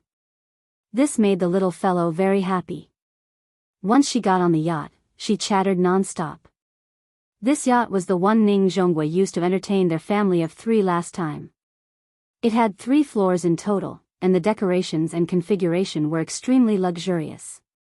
Naturally, there was no need to bring any attendants with them on a self-driving tour, so she dismissed the staff on the yacht. As a result, there were only the 3 of them on this huge yacht. The sea breeze curled in spirals, and the sparkling waves sparkled. No matter how bright the sun was, it did not have the slightest taste of summer heat. The little fellow knelt on the observation deck on the top floor of the yacht, her small body constantly twisting with the sway of the yacht. She chewed on the fruit she had peeled for her while looking at the distant skyline. Her little face was about to bloom with joy. Suddenly, the little fellow seemed to have thought of something. She suddenly jumped into Qin Ruoying's arms, and then said very coquettishly, "Mama, the next time we go out to play, can we bring Wenwen and Mingming along? They really want to come out with me to play." Hearing this, Qin Ruoying rubbed her head and responded with a smile, "Sure, the next time we go out, I'll persuade Grandpa. If he agrees, we'll bring Wenwen and Mingming along, okay?" "Okay." The little fellow laughed excitedly, her eyes full of excitement and anticipation. However, this excitement soon disappeared. When the city's skyline gradually disappeared from the sea, there was only the boundless sea and the boundless sky left. It was difficult to even see a bird. The blue sea and white clouds. On the boundless sea, there was only one yacht moving forward alone. This was a very beautiful scene, but how could a 5-year-old child know how to appreciate it? Therefore, after the excitement passed, the little guy began to feel a little bored and lay on the sofa motionless. When the last trace of patience was worn out and it raised its head to see the boundless sea, the little thing immediately flipped out. "Not fun at all. Not fun at all. I want to go back." Looking at her aggrieved face, those who didn't know better would think that she had been tricked by her parents. Shi, who was preparing lunch in the kitchen, heard her shout, so he quickly put down what he was doing and quickly walked to the balcony. It would have been fine if Shi hadn't come, but now that he had, the little thing immediately pouted and looked like it was about to burst into tears at any moment. Seeing this, Shi could only stride forward and pick up the little thing from the sofa. Then, he patiently asked, "Nian Nian, weren't you quite happy just now? Why are you suddenly angry? It's not fun here. I want to go back." The little thing's naughty temperament also came out. She twisted her body and kept shouting that she wanted to go home. In fact, she couldn't be blamed for being capricious. After all, the sea couldn't be compared to the mountains. In addition to all kinds of plants in the mountains, there were countless cute animals, but what about the sea? Other than the sea, there was only the sea. The sea was magnificent, but at the same time, it was also lonely. If the voyage was long, even the most experienced crew members could suffer from psychological problems, let alone a 5-year-old child like her. She roughly calculated the coordinates given by Qin Yongyan. In fact, the journey wasn't too far. At the current sailing speed, they would probably reach Diu Island in the evening.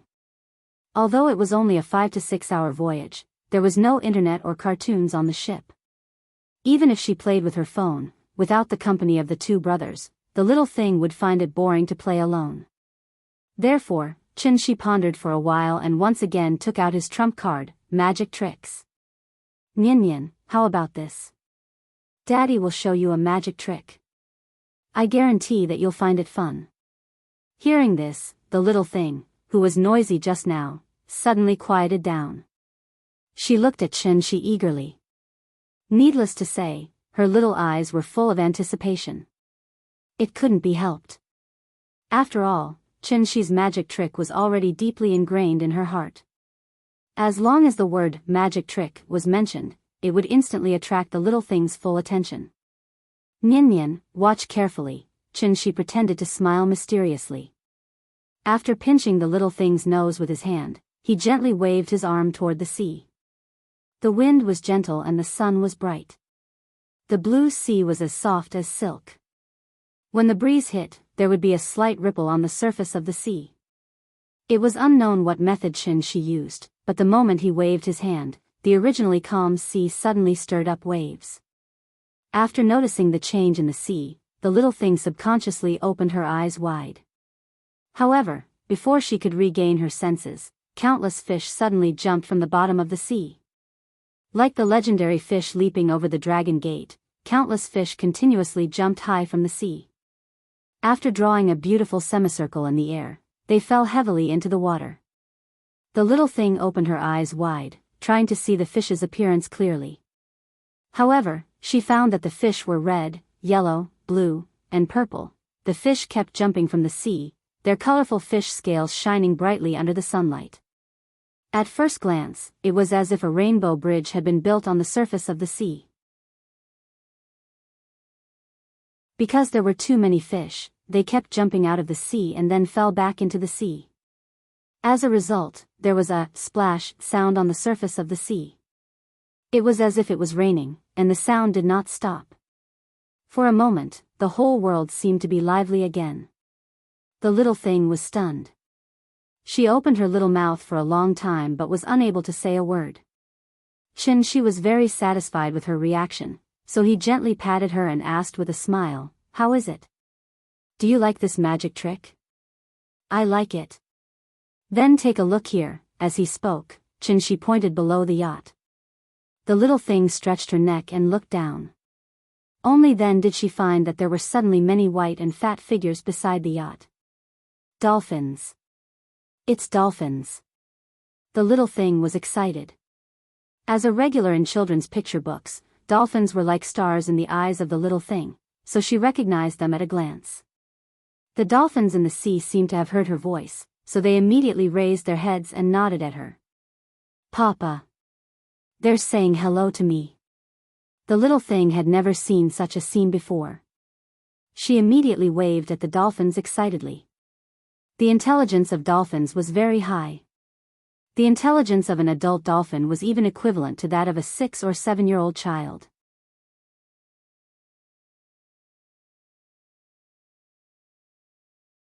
Chapter 350. Go up to the 9 heavens to catch the moon, go down to the 5 seas to catch turtles. The sea was lonely because people couldn't see the bustling world below. The fish built a rainbow bridge, and the dolphins nodded at her. Although the trick was simple, it allowed the little girl to see a different sea, and it also calmed her restless heart. Finally, a bright smile appeared on the little girl's face again. She stood on the side of the boat, facing the sun. Her little face was rosy, like a ripe apple, looking especially sweet and attractive. When the breeze blew the waves, the crashing sound of the waves was like the most pleasant accompaniment in the world, accompanying the boat as it gradually sailed into the distance. While Xianxia's family of 3 was busy playing with the dolphins, the distant Diu Island was also particularly lively. Today was the Jiang clan's Memorial Day. The Jiang clansmen on each island had to come to the main island and line up according to seniority at the foot of Wuxia Peak. Under the leadership of the Arbiter of Fate Xiannu, they followed the clan leader to worship their ancestors. After many years of reproduction and recuperation, the Jiang clan was thriving, regardless of whether it was the main branch or the side branches. If the main island was compared to a county, then the remaining 16 small islands were the towns and villages under the jurisdiction of the county. Today, the Jiang clansmen gathered on the main island of Daoist Island, as if all the people of the county had come to the county. From the dock to the top of Wuxia Peak, it was densely packed with people.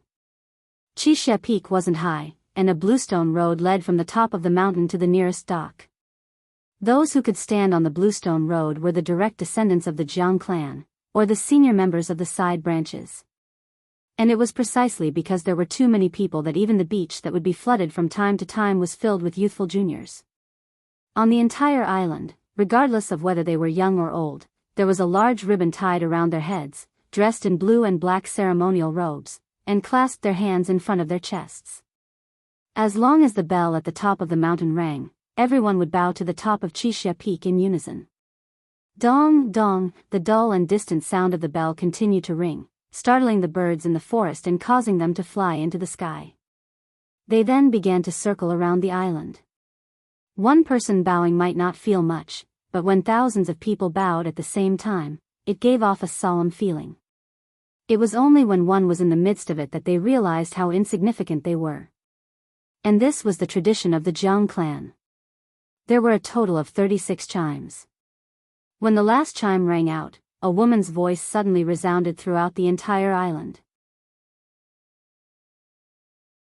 Now that the ceremony is over, please move to the North Island. Today's banquet will be held there. After hearing this, the solemn scene on the island was no longer as solemn as before. Everyone seemed to have been unshackled.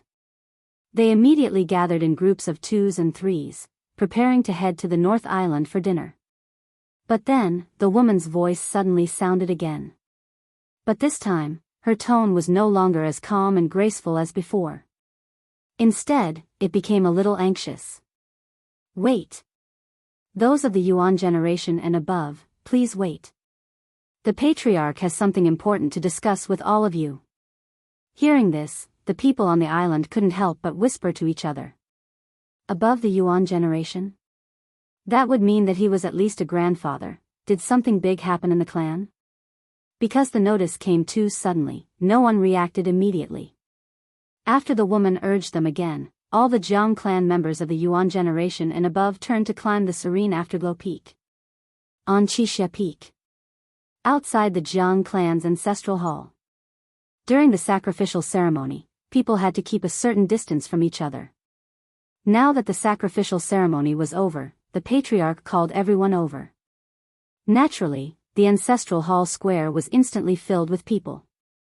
Among the people present, the lowest seniority was the same generation as the patriarch, Jiang Yuankue. One could imagine how important the matter the patriarch was going to talk about today was. But, after everyone from the Yuan generation and above arrived at the square, everyone learned an important piece of information from the others. The person who summoned everyone was not the patriarch, but the one who had been in seclusion for many years. Many people even thought that he had died long ago, but there was no funeral. Second granduncle, Jiang Jingqing. Jiang Jingqing's seniority was extremely high. The reason why he was called second granduncle was not because he was the second son, but because he was not of the direct bloodline. The so-called direct bloodline was the descendant of the first patriarch of the Jiang clan. The general meaning was that if a father had 2 sons, the eldest son could be called a direct descendant, and the second son could only be called a collateral descendant. Then, the eldest son of the eldest son would inherit the title of direct descendant, and the second son would become a collateral descendant. And so on, in order to maintain the purity of the direct bloodline. This kind of thinking might be difficult to understand with the thinking of modern people, but for a large clan like the Jiang clan, preserving the direct bloodline was the most important thing in the clan. This was the clan's rule, and also the ancestral teachings. Of course, from Qin Shi's point of view, these people were actually a bunch of steely straight men who didn't understand genetics. More and more people gathered in the square. Everyone was discussing in low voices, one after another, so much so that the square was about to become a vegetable market. At this time, a woman who looked to be about 40 years old, but still had her charm intact, quickly walked out of the ancestral hall. The woman looked at the noisy crowd and immediately frowned. Silence. The woman only slightly opened her mouth, but her voice was like a thunderclap, instantly causing everyone's ears to buzz. Where is this place? How can you all be allowed to make a racket here? The woman looked around with a cold face, and wherever her gaze landed, everyone lowered their heads and listened obediently. For a moment, the whole place was so quiet that even a pin drop could be heard. Seeing that no one was talking, the woman stood on the steps outside the ancestral hall, as if she was about to announce something. But just as she opened her mouth, before she could make a sound, a white figure suddenly descended from the sky and landed directly beside the huge bronze cauldron in the square. The woman instinctively wanted to scold that person, but when she saw the person's appearance, she immediately bowed and said, "Greetings to second granduncle." Hearing this, everyone looked sideways. Then, they followed the woman's example, turned around and bowed respectfully to that person, and shouted in unison, "Greetings to second granduncle." This scene was very similar to an ancient emperor going to court. After everyone finished speaking, the second granduncle, who was the center of attention, smiled and said, "Everyone, get up. I'm not the clan leader, so why are you so respectful?" "Thank you, second granduncle." After hearing the second granduncle's response, everyone straightened up and looked straight at the ancestral hall. At this time, Jianghu, who had been staying in the ancestral hall, slowly walked out of the main hall as if he had just heard the noise. Although he was the clan leader, his seniority was much lower, so he had to bow respectfully to the second granduncle like everyone else. "Greetings to second granduncle." However, although Jianghu bowed to the second granduncle did not respond to him. After the second granduncle looked at Jianghu up and down, he suddenly seemed to think of something and threw out an earth-shattering sentence. "How long have I been in seclusion? Even the clan leader has changed. Is your father dead?"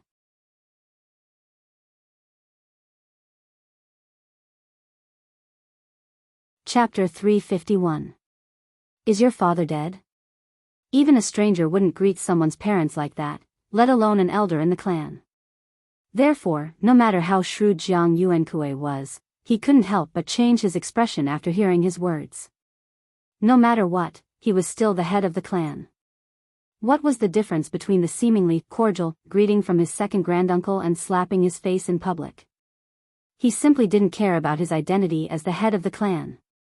The atmosphere instantly became much more oppressive. The sun was still shining brightly, but it gave people the feeling that a storm was coming.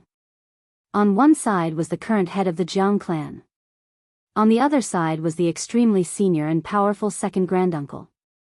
Everyone present was old and experienced. Seeing that the situation wasn't good, they immediately buried their heads and didn't even dare to breathe loudly. They were afraid that the fire at the city gate would affect them. No matter what, Jianghu was still the head of the clan. Even if he was provoked by his second granduncle, he couldn't lose his composure because of this. Therefore, after taking a deep breath, Jianghu forcibly suppressed the anger in his heart. Then, he forced a smile and said to his second granduncle, "Thank you for your concern, second granduncle. My father's health is still good. He's currently deducing the way of the celestial being with many ancestors on Heron Island." Hearing this, his second granduncle suddenly chuckled. As if he thought of something, he first shook his head. Then, as if he was talking to himself, he casually muttered, "A bunch of old farts." Although his voice was soft, everyone present wasn't a cultivator. How could this sentence escape their ears? However, everyone acted as if they didn't hear it. Even the woman who had signaled for everyone to be silent seemed to have lost her hearing. She stood in front of the ancestral hall with her head lowered and her eyes looking straight ahead. Everyone present was silent. Jianghu frowned and remained silent for a while. Finally, he raised his head and said in a slightly cold tone, "Second granduncle, you've just come out of seclusion and you're already in a hurry to call the clan meeting. May I ask if there's something you want to discuss with everyone?" As he spoke, Jianghu deliberately emphasized the word old. It was probably to remind his second granduncle that he was the one who should die of old age the most on Daoist Island. In fact, Jiang Jingqing, who was respectfully called second granduncle, was not old at all. Judging from his appearance, he didn't look like an old man at all. He looked like a young man in his early 30s who could almost be considered a youth. Over 200 years had passed, yet the old fellow had actually relied on his extraordinary cultivation to allow him to return to his youth, and he was like a sick tree that had come back to life and revealed extremely exuberant vitality once more. How could this not cause others to arouse reverence towards him? When Earth's heaven and Earth's spirit chi was so scarce, the Jiang clan's collateral branch still gave birth to such a stunning figure. It had to be said that this was the Jiang clan's fortune. However, at the same time, this was also the tragedy of the Jiang clan's direct descendants. The direct descendants of the Jiang family had the best resources on Daoist Island, but none of them were comparable to the second granduncle. That was why Jiang Yuankui was being bullied by the second granduncle, and he could only swallow his pride and swallow his pride. Jiang Jingqing appeared to be standing on the ground, but in reality, he was still several inches away from the ground. After hearing Jiang Yuankui's words, he suddenly laughed out loud. Then, he flew straight to the top of the bronze cauldron and looked down at the crowd in the square from above. Looking at the solemn hall and the useless fellows in the square, Jiang Jingqing's heart was suddenly filled with pride. He couldn't help but roar out loud. Riches and honor are like a dream, all roots are not lacking, but true faith is hard to come by, worth as much as it comes to hear the wondrous method, not as rare as the superior Sirius epiphyllum. Everyone thinks that the superior Sirius epiphyllum is a legendary item, but they don't know that on our Daoist Island, there is a budding superior Sirius epiphyllum that has been nurtured for 3,000 years. When he heard the word superior Sirius epiphyllum, Jiang Yuankui's face immediately darkened. Seeing that second granduncle seemed to want to continue, Jiang Yuankui no longer cared about anything else. He couldn't help but shout angrily, "How dare you, second granduncle!" Hearing this, Jiang Jingqing seemed to have heard a joke and couldn't help but laugh wildly. Ha ha ha ha ha, his laughter was like a thunderclap, instantly resounding throughout the entire serene afterglow peak, then gradually spread out, and finally reached the ears of everyone on the island. Everyone was preparing to go to the North Island to eat when they suddenly heard such laughter, so they quickly turned back to look at serene Afterglow Peak. Many of the bolder ones even dashed madly toward serene Afterglow Peak. They had already made up their minds that even if they would be punished by the discipline hall, they would still go up the mountain today to watch the show. Jiang Jingqing laughed for a long time. While he was laughing, he was also releasing an invisible pressure to the surroundings. Those with lower cultivation bases in the crowd couldn't bear this pressure and directly knelt on the ground. Even Jiang Yuankui was forced to release his true qi to try to resist this pressure. Jiang Jingqing's laughter came to an abrupt end. After sweeping his gaze over the crowd, Jiang Jingqing finally set his gaze on Jiang Yuankui. Then, he slowly opened his mouth and said, "When the old ancestor left, he planted this Adumbra flower and left behind a prophecy. This flower belongs to the destined person. 3,000 years have passed, and this superior Sirius epiphyllum has also welcomed its time to bloom. Then this old man would like to ask, who is the destined person for this superior Sirius epiphyllum? Is it you? Is it you? Or is it you?" As he spoke, Jiang Jingqing stretched out his hand and pointed at the Jiang clan members below. When they saw this, the few people he pointed at immediately knelt on the ground, and said with flattering expressions, "Second granduncle is now the most powerful person in the Jiang clan, so you must be the destined person for this superior Sirius epiphyllum." That's right. The Jiang clan has been passed down for more than 3,000 years, and coincidentally, second granduncle was born, so this superior Sirius epiphyllum finally welcomed its flowering. I believe second granduncle is the destined person for this flower. This flower is blessed by the ancestor, and blessed by the heavens. Jiang Yuankui stood in front of the ancestral hall's doors and watched as these people echoed Jiang Jingqing's words. His expression was as ugly as it could be. The superior Sirius epiphyllum was a rare treasure left behind by the Jiang clan's ancestors, and there was only one of it in the world.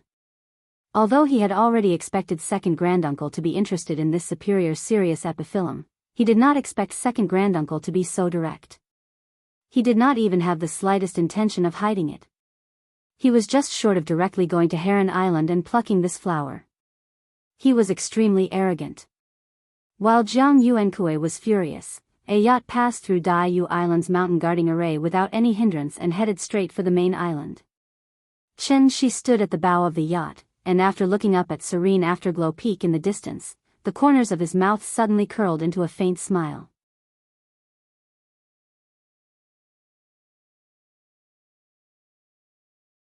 Chapter 352. The sunset glow was always extremely beautiful. At the end of the sea, a huge kumquat-like setting sun stood above the horizon of the evening. A thin mist held up the perfectly round reddish gold. Looking from afar, there was only this shining golden wool left at the intersection of the sea and the sky. As the golden wool continued to fall, the orange-red sky was gradually dyed with some indigo, blurring Daoist Island's figure in the sunset glow. This scene was extremely similar to the beautiful artistic conception described by Bai Zhi in the Song of the Mu River. The setting sun spreads out on the water, half of the river is red, and the other half is red. Unfortunately, although the setting sun was beautiful, it always gave people a feeling of loneliness.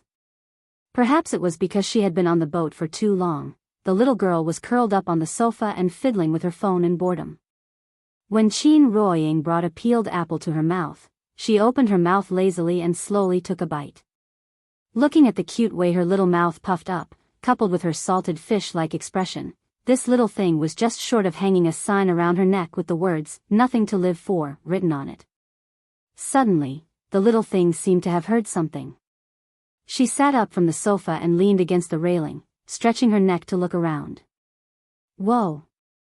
Looking at the Daoist Islands that suddenly appeared in front of her, the little thing's eyes suddenly widened. Mama! Look! An island! There's an island here! The island that suddenly appeared was like a power bank, instantly charging the little thing who had been on standby for a long time. Mama, I want to go there to play. As she spoke, the little thing couldn't wait to jump off the sofa and step up the stairs to leave the balcony. Seeing this, Qin Ruoying could only put down the fruit in her hand and follow her to the bow deck. Chen Shi was looking at the top of Qixia Peak thoughtfully. Seeing this, the little thing timidly crept toward him. This little thing was mischievous. It wanted to scare Chen Shi, but it didn't expect that its little trick had already been seen through by Chen Shi. Therefore, when she came behind Chen Shi and was about to open her mouth to make a sound, Chen Shi reached her first and lifted her up from the ground. Nian Nian, you've got guts. You even dared to come and scare Daddy. Chen Shi held her in his arms and shook her a few times, but it was as if he had poked the little thing's laughing acupoint.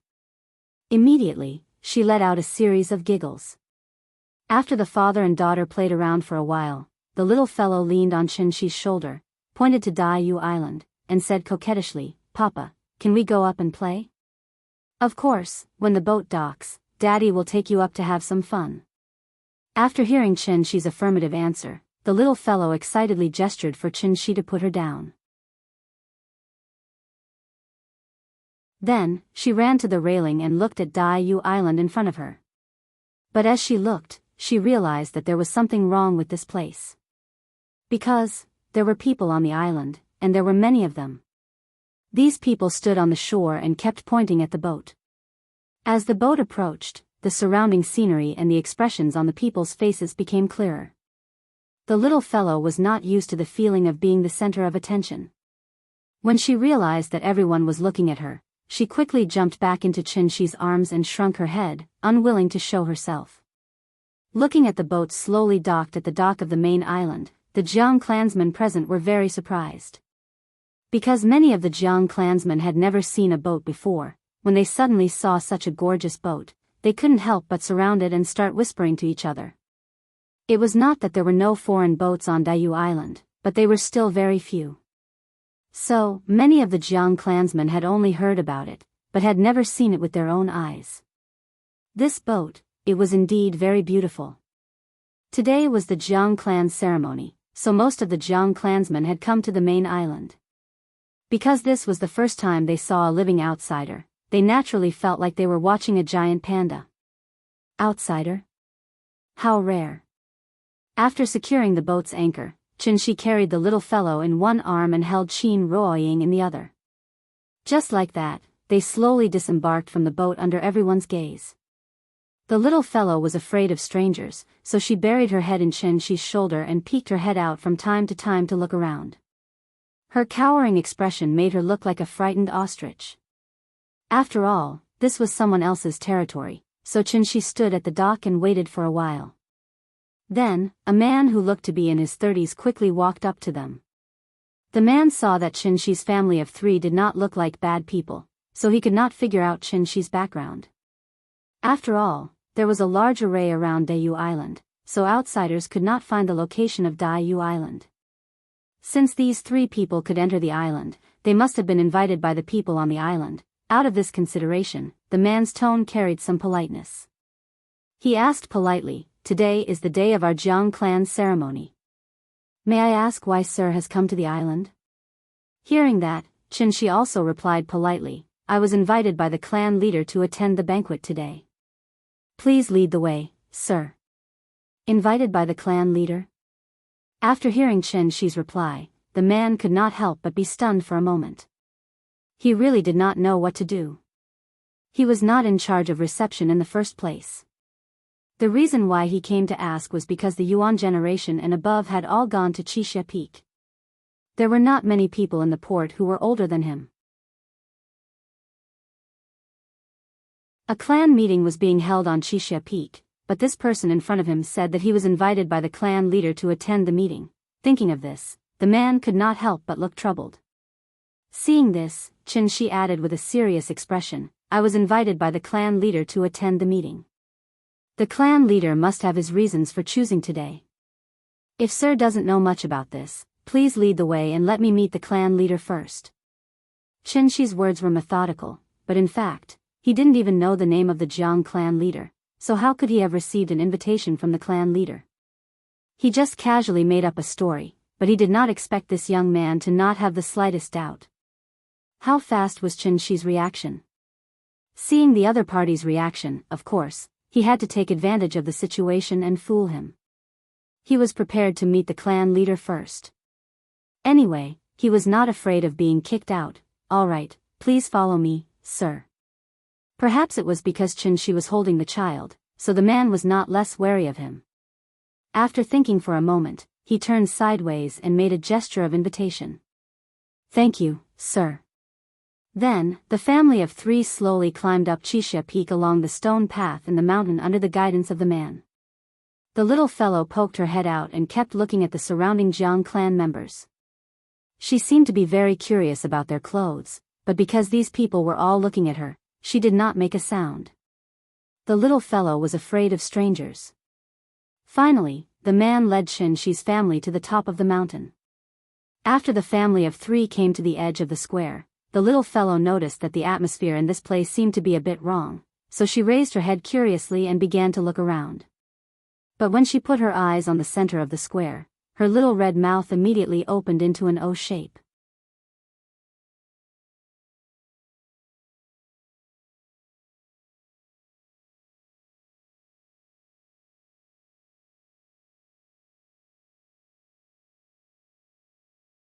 Qianxi reached out and touched the back of the little girl's head.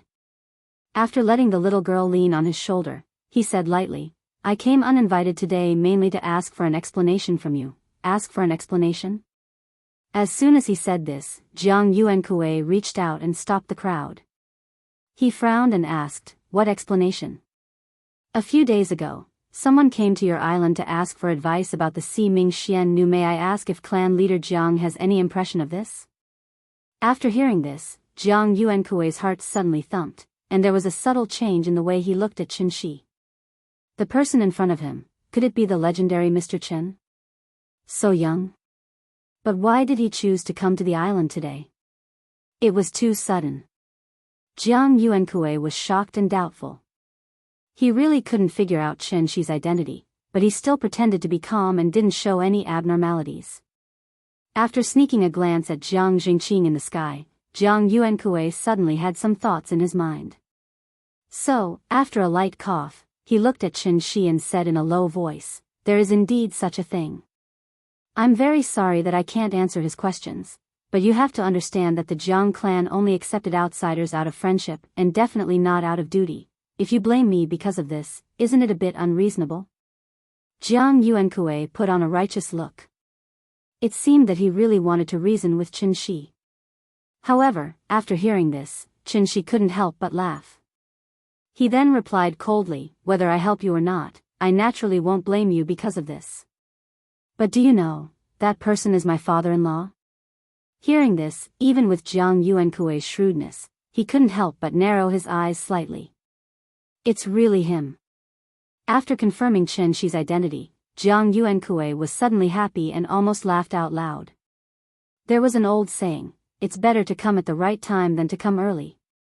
He didn't think that such a good thing would actually happen to him.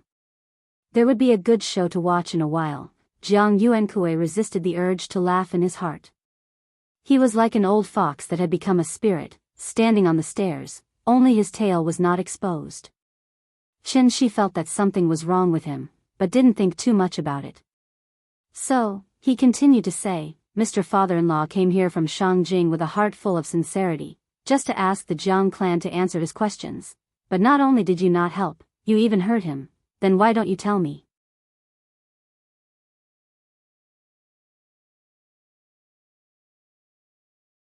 Chapter 354. Ask for an explanation. Who is this guy? He's so arrogant, isn't he afraid of biting his tongue? As soon as Qin Shi finished speaking, everyone couldn't help but start whispering to each other. At this time, Jiang Jingqing, who had been flying in the air, suddenly seemed to have thought of something. He instantly descended from the sky and appeared in front of Qin Shi.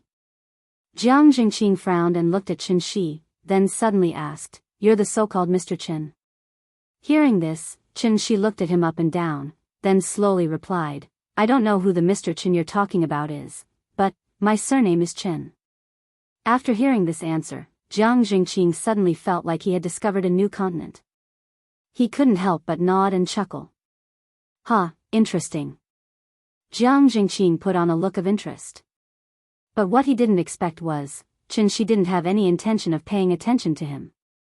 Seeing that Jiang Jingqing was blocking his line of sight, Qin Shi slightly tilted his head, walked past Jiang Jingqing, and said to Jiang Yuankui, who was on the stairs, Leader Jiang, I'll be honest with you, if you don't give me an explanation today, then I'll have to give you one.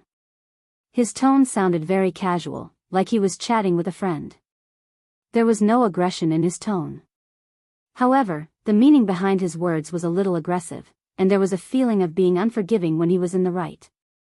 But, as the leader of the Jiang family, Jiang Yuankui didn't immediately respond after being questioned by Qin Shi in such a rude manner.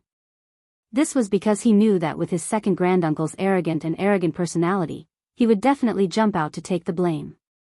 As expected. The result was just as Jiang Yuankui expected. As soon as Qin Shi finished speaking, Jiang Jingqing, who was already annoyed at being ignored, immediately snorted and said coldly, I want to know, what kind of explanation are you going to give me? After hearing this, Qin Shi finally saw Jiang Jingqing. After slowly shifting his gaze from Jiang Yuankui to Jiang Jingqing, Qin Shi frowned and said, It's you? Hearing this, Jiang Jingqing laughed out loud as if he had heard a joke. Even though Daiyu Island is isolated, it's very well informed. Mr. Qin rose like a comet. In just a year, his reputation has spread throughout Wuxia and even the entire cultivation world. A few days ago, Mr. Qin cut down Su Feng of the Dark Ghost sect in front of countless people at the peak of Taihang. Such a miraculous skill, how is it different from the land immortals? There are rumors that Wu Lian even wanted to give the long-vacant chief seat to Mr. Qin, but he was rejected by Mr. Qin. At this point, Jiang Jingqing looked at the little guy in Qin Shi's arms with a faint smile, then continued, This old man has lived for hundreds of years, and this is the first time I've seen such an amazing person.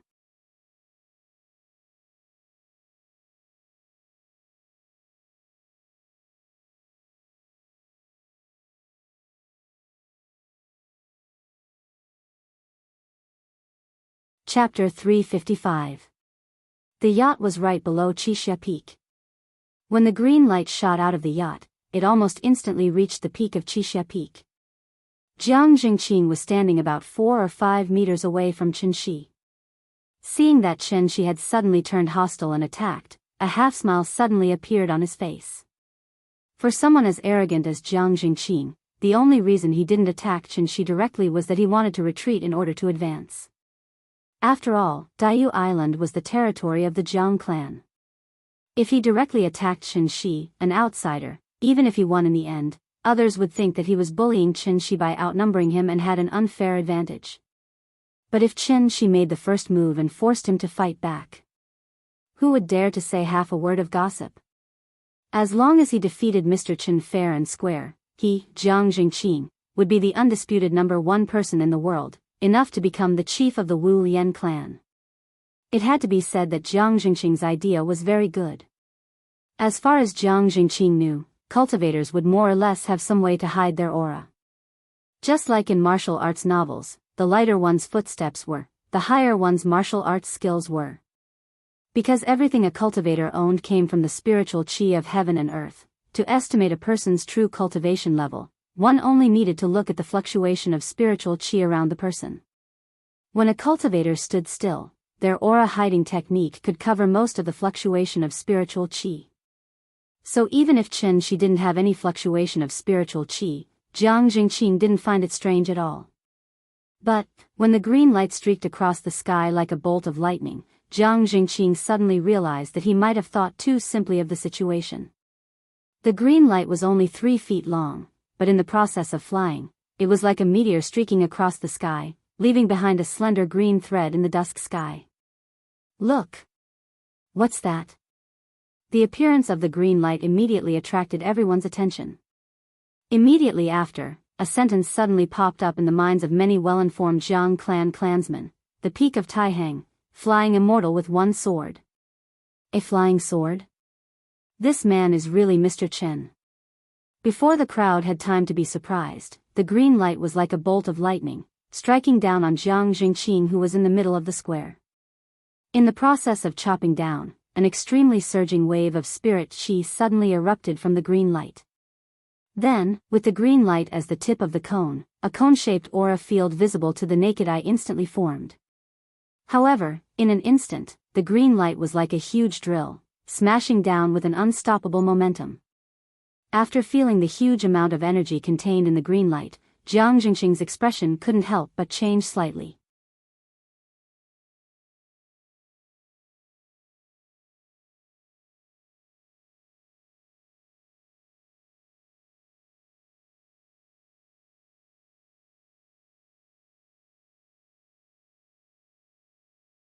Chapter 356. Jiang Jingqing took Chen Shi's sword head-on, and his protective shield was shattered almost instantly. After the surging sword energy entered his body, Jiang Jingqing's vitality was greatly damaged, and he almost died on the spot. If it weren't for Jiang Jingqing's high cultivation level, and the vitality in his body was much stronger than Su Feng's, Chen Shi's sword would have sent him straight to the afterlife. After narrowly escaping death, Jiang Jingqing's first reaction was to run, as far as he could, but that green light followed him closely like a maggot in a tarsal bone, and he couldn't shake it off no matter how hard he tried. His current wretched appearance perfectly reflected those 8 words, the peak of Taixing, flying immortal with 1 sword. In fact, from the moment the green light appeared, the 3 words, Mr. Chen, were destined to resound throughout the cultivation world of Wuxia. Unfortunately, there were always people who thought that seeing was believing, and hearing was false. They had to witness it with their own eyes to truly understand what it meant by, when 3 people walk together, one is bound to learn from the other. Jiang Jingqing was such an example. Although Mr. Chen cut down Su Feng at the peak of Taixing, Jiang Jingqing would always think that Mr. Chen was no match for him if he hadn't fought him personally. After all, the blood of the Jiang clan flowed in his body, and he cultivated the most complete, immortal method. Su Feng was a higher diviner, after all. No matter how weak he was, he should have been able to last 3 to 5 rounds, right? But Su Feng couldn't even take 1 move from Mr. Chen. Jiang Jingqing admitted that he couldn't do that, so he couldn't imagine that there was someone in this world who could defeat a higher diviner with 1 move. How was that possible? Was there something fishy going on? Maybe it was a trap set up by Su Feng and Mr. Chen, and their purpose was to elevate Mr. Chen's status so that the entire cultivation world of Huaxia would follow his lead, just like how the leaders of the martial arts world were elected in wuxia novels.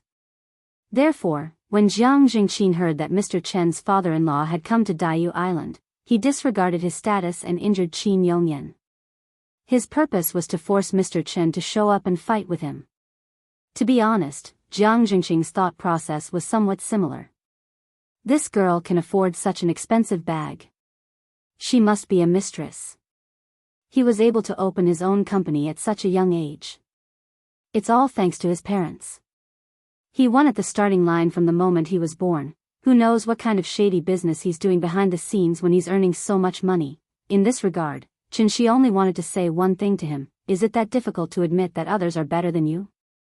This was a fundamental difference.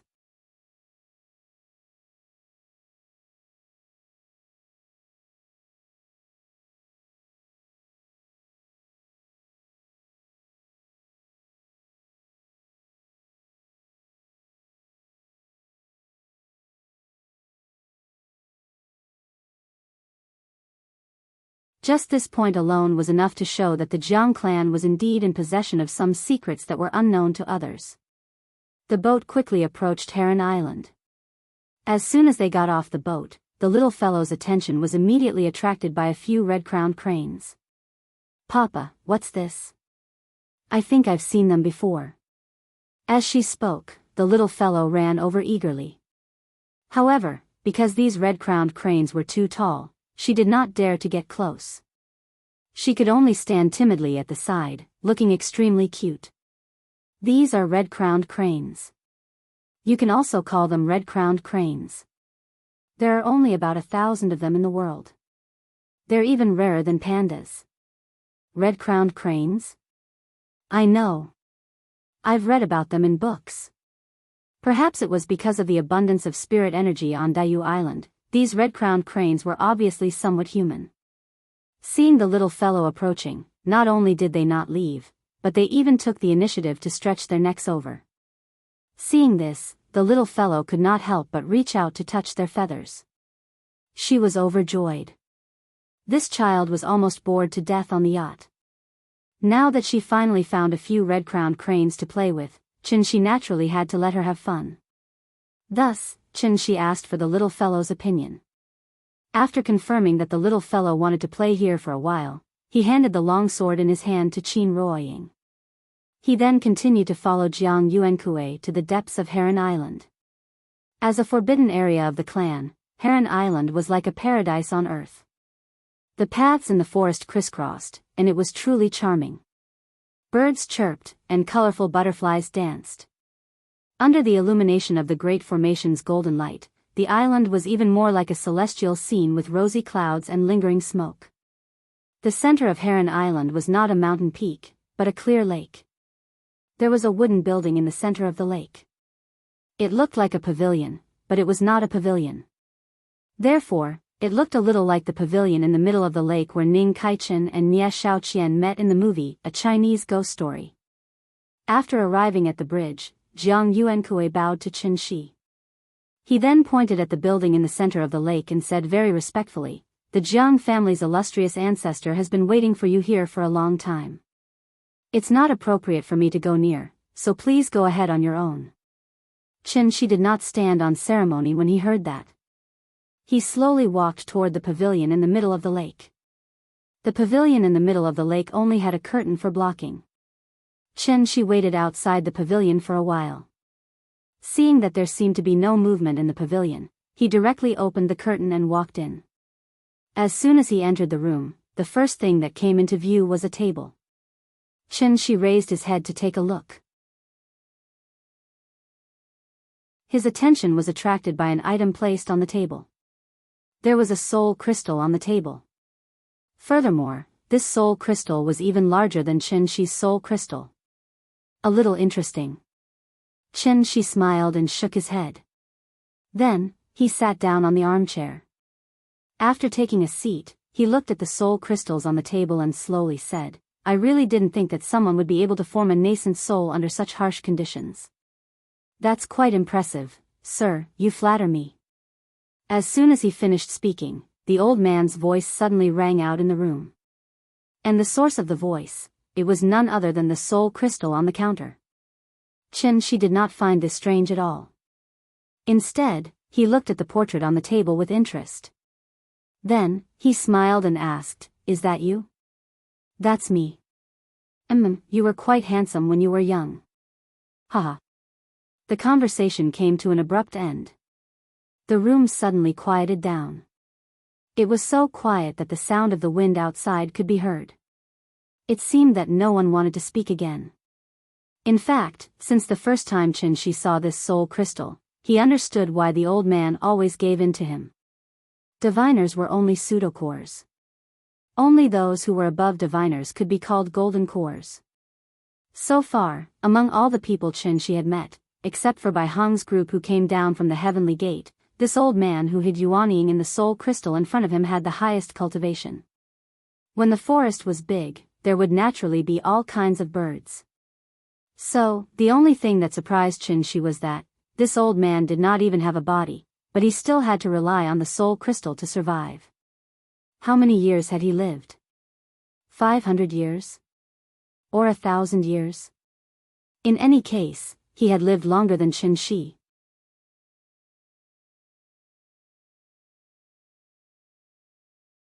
Chapter 358. Looking at the soul crystal in front of him, Xianxia could not help but put himself in the old man's shoes. If it had been him, he should not be living in this way.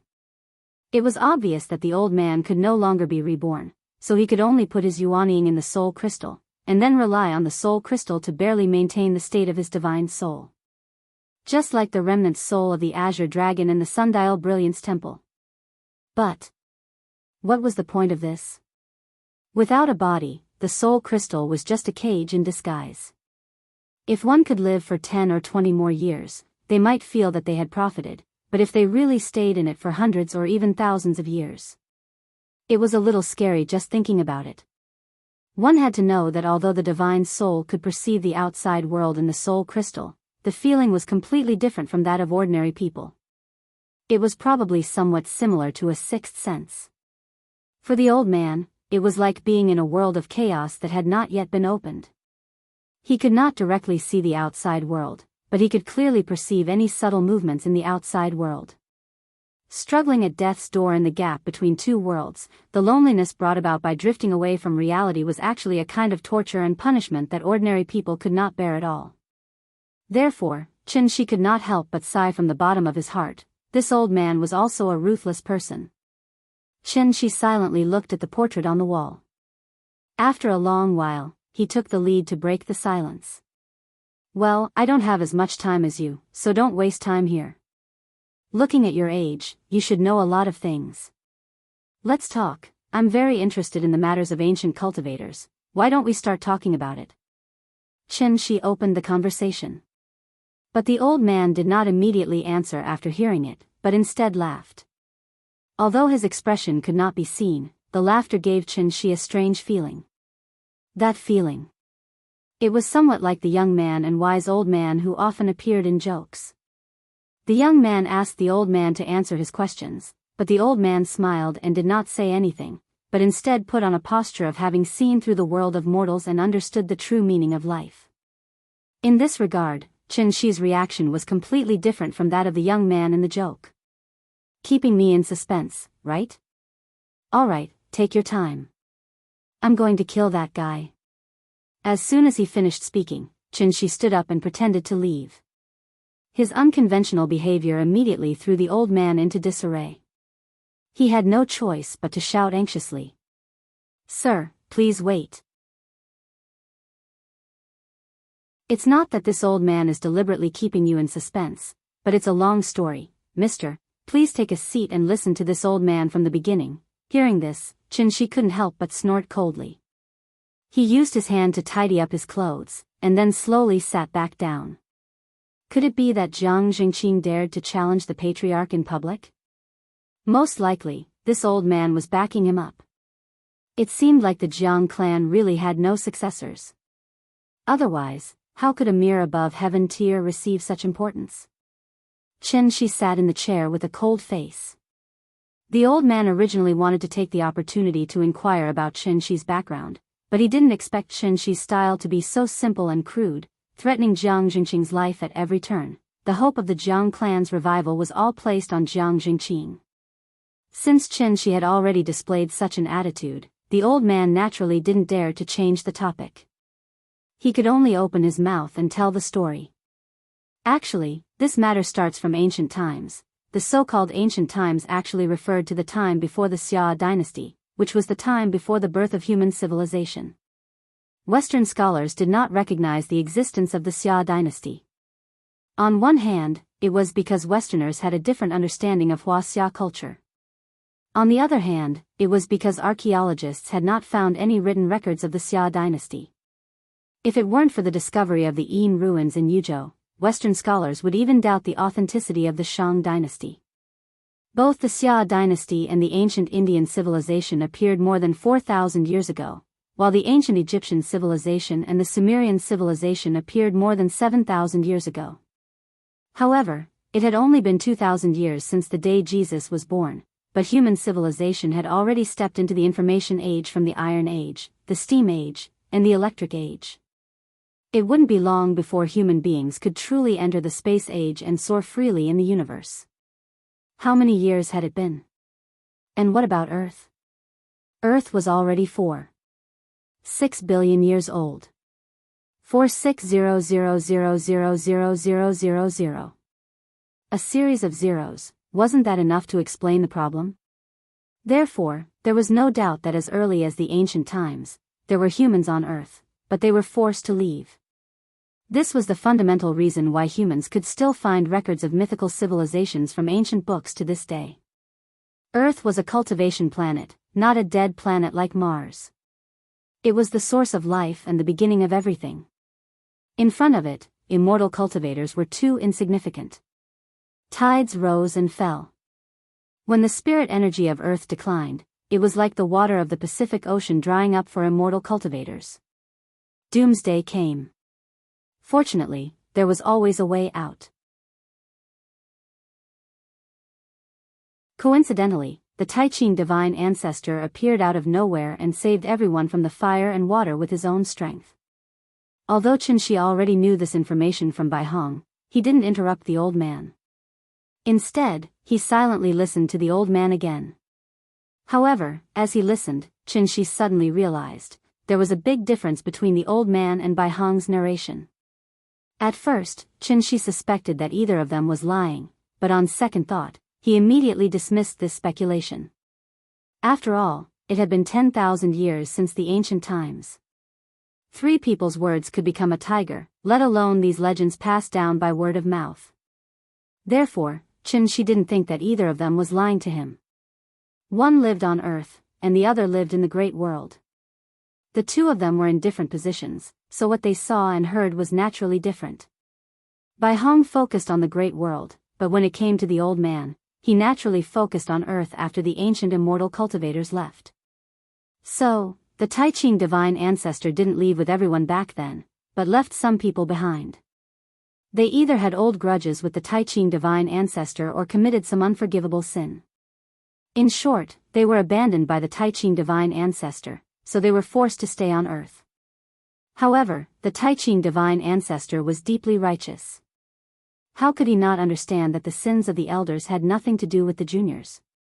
Therefore, the divine ancestor made a promise: as long as the descendants of the sinners could cultivate to the diviner level, they could return to Tiandu through the divine gate.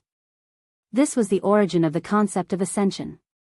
In fact, in the beginning, the cultivation environment on Earth wasn't as bad as it was today.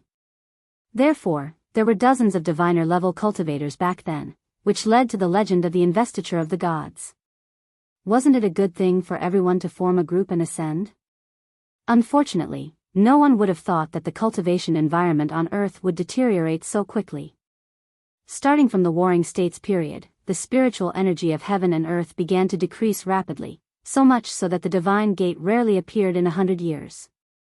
The living environment of immortal cultivators became worse and worse. In the end, they had to hide among the famous mountains and rivers, relying on the weak spiritual energy in the blessed lands to barely maintain their legacies. Thus, the 5 great legacies were born. The immortal cultivators were declining day by day, and there was also the matter of the first emperor burning books and burying scholars. Everything about the ancient immortal cultivators could only regretfully come to an end. Not bad, a very good story. After listening to the old man's detailed narration, Xianxia couldn't help but praise it again and again. It really gave birth to a feeling of looking through history, magnificent and magnificent. It could be said to be soul-stirring. However, although the story was good, Xianxia didn't forget the purpose of this trip.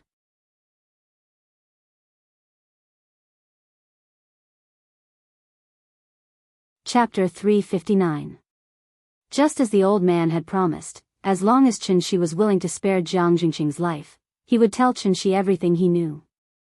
Reality proved that the old man had no intention of deceiving Xianxia. Perhaps it was out of fear, or perhaps it was because he wanted to form a good relationship with Xianxia, but the old man told him everything he knew without hesitation. However, what Xianxia did not expect was, when he mentioned the name, Arbiter of Fate Xiannu, the old man suddenly fell silent. Xianxia waited for a while. When he showed an obvious hint of impatience, the old man's voice slowly sounded from the soul crystal. Arbiter of Fate Xiannu? It has been more than 3,000 years since the Jiang clan stepped foot on Daoist Island. You are not the first person to ask this question in these 3,000 years, and I believe you will not be the last. The reason why the Jiang clan's Xiannu has a longer lifespan than the Xiannu of the outside world is because there is no real arbiter of fate Xiannu in the Jiang clan. Xianxia could not help but frown slightly when he heard that. There was no Xiannu.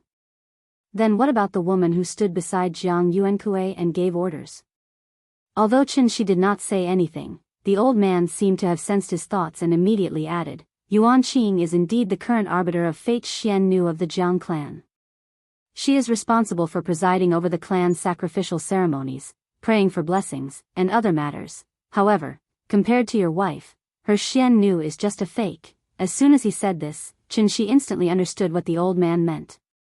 He had long known that the condition to become a Xiannu was to give up the earthly soul. He had originally thought that the Jiang clan had some secret method to extend the Xiannu's lifespan, but in the end, he realized that the so-called secret method was to prevent the Xiannu from giving up the earthly soul. Wasn't the old man talking nonsense with him and wasting his time? The old man's answer made Xianxia quite dissatisfied, but this was obviously not the time to flare up, so he could only frown and ask, I don't have time to talk nonsense with you, you have to answer me honestly. Xiannu is a fait accompli. Is there any way to cure her? At this point, Xianxia couldn't help but promise the old man, you should know how important this matter is to me.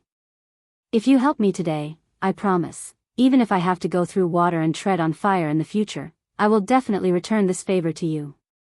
I won't go back on my word. Xianxia, who never made promises easily, took the initiative to make a promise to the old man at this moment. It was easy to imagine how anxious he was. Although Qin Ruoying only had a slight headache, Xianxia felt as if he was facing a formidable enemy. In fact, in the end, he was just afraid. Afraid of losing. After all, he had already separated from Ying once. The husband and wife had gone through different kinds of suffering and torment to finally get to where they were today. The family of 3 had finally reunited and lived a happy life together. If Qin Ruoying was safe and sound, then it would be fine. But if something happened to her, Xianxia would never forgive himself. Absolutely not. Of course, these emotions were buried in the deepest part of his heart. Naturally, Xianxia couldn't easily reveal them. Therefore, after making his promise, he silently waited for the old man's answer. The room was very quiet. It was so quiet that he could even hear the wind outside. The white curtain was gently blown by the wind, just like his heart that couldn't calm down. After an unknown amount of time, the old man's voice rang out again. However, the old man didn't rush to answer Xianxia's question. Instead, he changed the topic and asked coldly, I can answer your question, but before that, please answer this old man's 3 questions, okay? Although he didn't know what the old man was up to, now was not the time to be anxious, so Qianxi could only answer patiently, "Please go ahead." The first question, "Sir, do you know what realm the divine ancestor was at back then?" Hearing the old man's question, Qianxi couldn't help but be stunned. Although he wasn't interested in these unimportant things, since the old man mentioned it, there must be a reason, so he seriously thought about it. Qi refinement, foundation establishment, golden core, yuanying, soul formation, insightful void, Tao integration, tribulation ascension, Mahayana.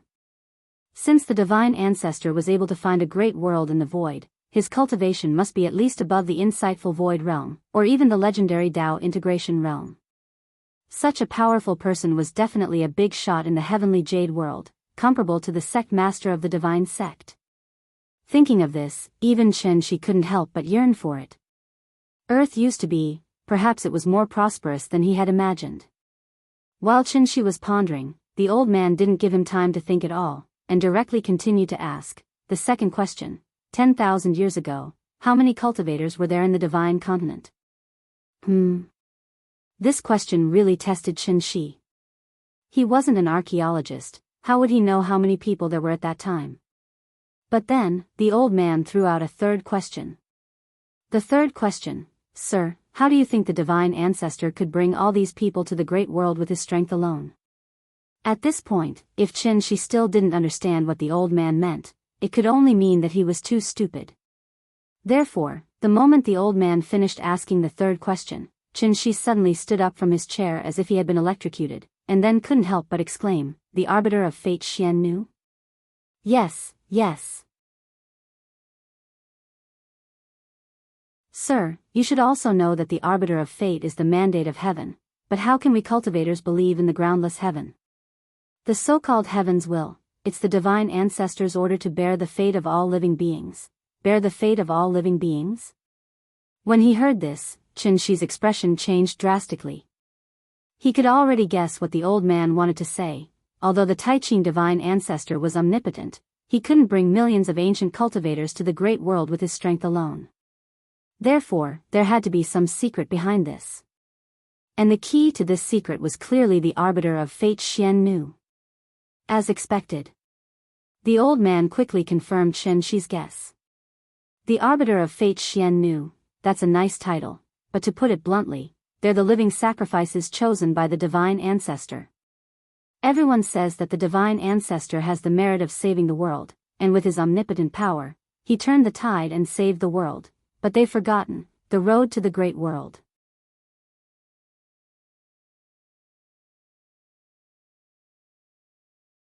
Chapter 360. A living sacrifice. The moment he heard these three words, Qianxi understood everything. Even if the grand pure divine ancestor's cultivation was extremely high, it was impossible for him to forcefully open and stabilize the passage between the two worlds by himself. After all, there were too many people who needed him to save. Not 1,000, not 10,000, but millions and tens of millions. The grand pure divine ancestor did indeed save the world. But at the same time, this contribution was also stained with the blood of too many innocent people. Not everyone could travel through the void and cross realms as they wished. Therefore, the grand pure divine ancestor could only rely on external forces to allow everyone to go to the great world unharmed.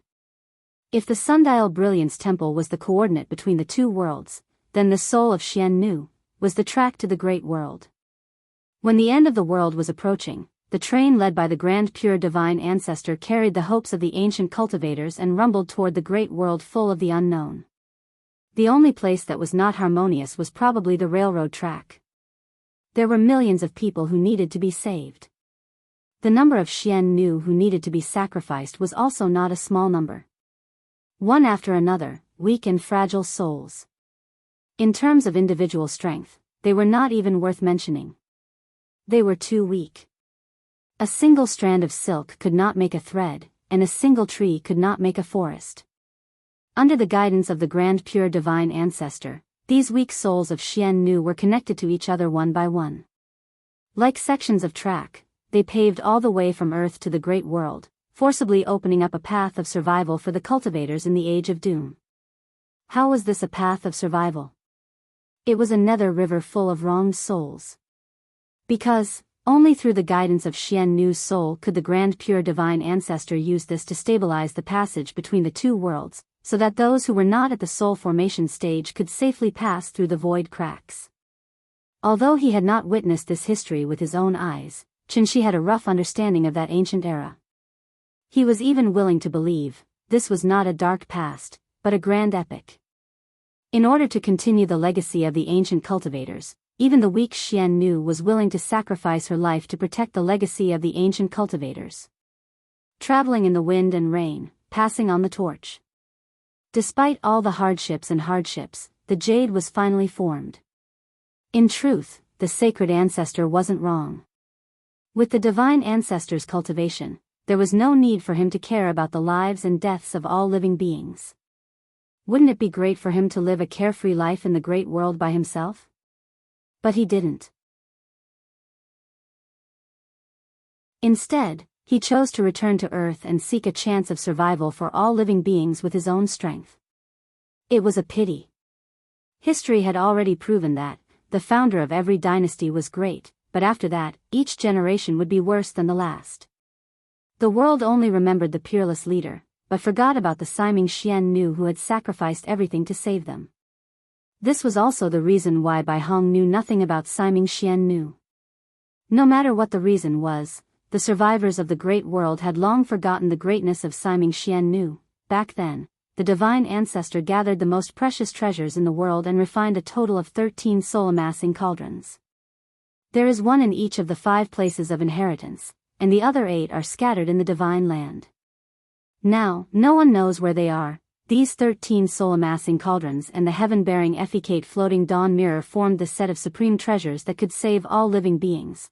Of course, the soul-amassing cauldron was mainly used to collect Xiannu's earthly soul. The heaven-bearing efficate floating dawn mirror was the true core. After Xiannu offered her earthly soul to the soul-amassing cauldron, the divine ancestor held the mirror in his hand and led everyone to the blissful great world in the void. The old man recounted the events of the past. After hearing this, Qianxi frowned and seemed to be thinking about something. Seeing that he didn't intend to speak, the old man paused for a moment before continuing. I'm sure you know that with your wife's current cultivation, she definitely wouldn't have fallen sick if her soul was fine, so I'm guessing this might have something to do with the heaven-bearing efficate floating dawn mirror. After all, this treasure was left behind by the divine ancestor. No one knows what secrets are hidden in it. If you want to completely solve this problem, I'm afraid you have to find the heaven-bearing efficate floating dawn mirror first. After the old man finished speaking, the room fell silent again. After a long time, Qianxi seemed to be talking to himself and couldn't help but mutter, "Sky-bearing imitation Fuli mirror, right?" Seeing that his reaction was a little strange, the old man comforted him. For thousands of years, I've seen many similar situations. Many Xiannu wanted to cultivate when they grew up, but because they lacked one of their 3 earthly souls, they could only die with regret. But once they found their earthly soul, they could walk, sit, and lie down. Their spiritual sense was no different from that of ordinary people. Your wife only had a little dizziness and dark vision. It shouldn't be a big deal, so you don't have to worry too much. Not a big deal? Qianxi wasn't as optimistic about this as the old man. But now wasn't the time to be worrying unnecessarily, so he could only put this problem aside for the time being. He then stood up and said, "All right, since I've said what I needed to say, let's leave it at that for today. I'll remember this favor. In the future, if the Jiang family has anything to ask of me, I won't hesitate to help." Then I'll thank Mr. Chen first. The conversation finally came to an end. Jianghu had been waiting at the bridge for a long time.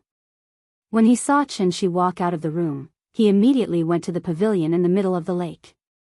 After sneaking a peek at the situation in the room, he finally felt relieved. It seemed like he was really afraid that Qianxi would hurt the elder ancestor. "All right, you don't have to follow me. Go inside and wait."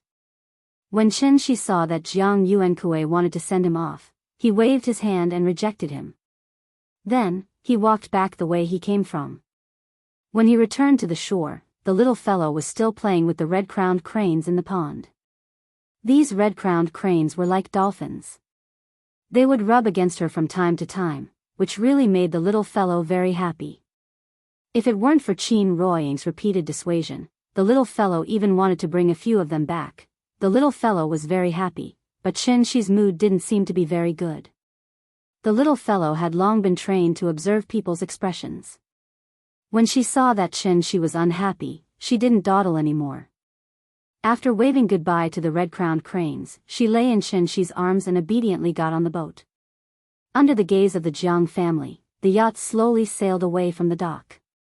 At this time, Qin Ruoying gently held Xianxi's hand and asked softly, "What's wrong?" "Nothing." Xianxi pinched the little fellow's butt and signaled her to sit still.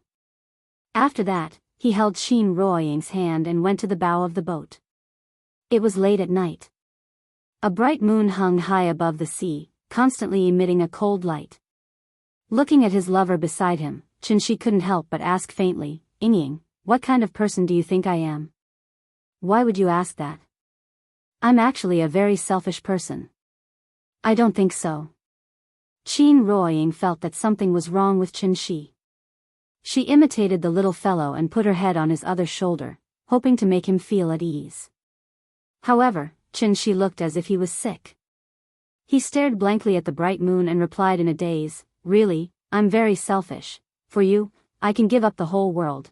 All living beings are just ants in my eyes. If one day you're no longer here, I think, I might be able to destroy this world and make all the unpleasant things disappear." Xianxi was still expressing his feelings when Qin Ruoying suddenly pinched him and said with an unhappy face, "What nonsense are you talking about?" The little fellow didn't understand what they were talking about, but she could clearly feel that her mother was angry, so she imitated Qin Ruoying, raised her head and said in a coquettish voice, "What nonsense are you talking about?" Well, the eldest and the second in the family were furious. Xianxi had to immediately raise his hands to surrender and apologize. Okay, I'm talking nonsense." "Ying, don't be angry, and you, why are you making a fuss?" "I'm not making a fuss." Hearing this, the little fellow immediately pouted and retorted with dissatisfaction, "It's Papa's disobedience that made Mama angry." "I'm so obedient, Mama won't be angry with me." Okay, you're the most obedient. Come, let Daddy kiss you." "No. I'm angry." After saying that, the little fellow immediately turned her head to the side and refused to let Xianxi kiss her no matter what. One wanted to kiss, the other wanted to block. Looking at the noisy father and daughter, Qin Ruoying couldn't help but smile, and then she leaned her head on Xianxi's shoulder again. In fact, she knew what Xianxi was worried about. But for her, instead of deliberately preparing for a rainy day, it was better to live in the moment calmly. People often have thousands of thoughts about the future, but they forget to calm down and appreciate the present moment. The future days.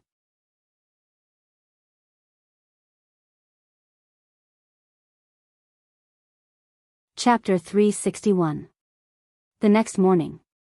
Under the caress of the morning sun, the yacht slowly sailed into the Zhonghai harbor. Although they were in Zhonghai, the couple had no intention of disturbing Lin Xian. The family of three was like a group of tourists passing by in a hurry. They didn't even stay for long. After accompanying the little one for a meal of KFC at the airport, they got on the plane back home. The only gain from this trip to Zhonghai was, perhaps it was success that put Xianxi in a bad mood. They really came in high spirits, but returned in disappointment. Obviously, the sky-bearing art and floating dawn mirror had already gone to the great world with the Tai Ching sage. If he wanted to completely cure Qin Ruoying's dizziness, then he had to go to the great world himself. In this regard, Xianxi only had 3 words in his mind, F***CKU. He had just returned from the heavenly spiral world after a narrow escape, but now he had to go to a great world like heavenly spiral. Wasn't he just too bored? Regarding this unknown world, Xianxi had long made up her mind to keep a respectful distance from it. But fortunately, ever since he destroyed the 5 holy palaces, no matter how turbulent the spirit energy tide was, the divine gate didn't appear again. This also indirectly proved that the great world had lost contact with Earth. In fact, whether it was immortal cultivation techniques or modern technology, if one wanted to teleport from one place to another, the coordinates were essential. Without the coordinates, the divine gate would never open again. Unless the Tai Ching sage came back and crossed the void to establish new coordinates for the ancient immortal cultivators. And this was also why Qianxi said he was selfish. Because he had also cut off the possibility of celestial ascension. From now on, the two worlds would no longer have any communication. The people above couldn't come down, and the people below couldn't go up. You were in your great world, and I was in my global village. Everyone minded their own business, wasn't that good?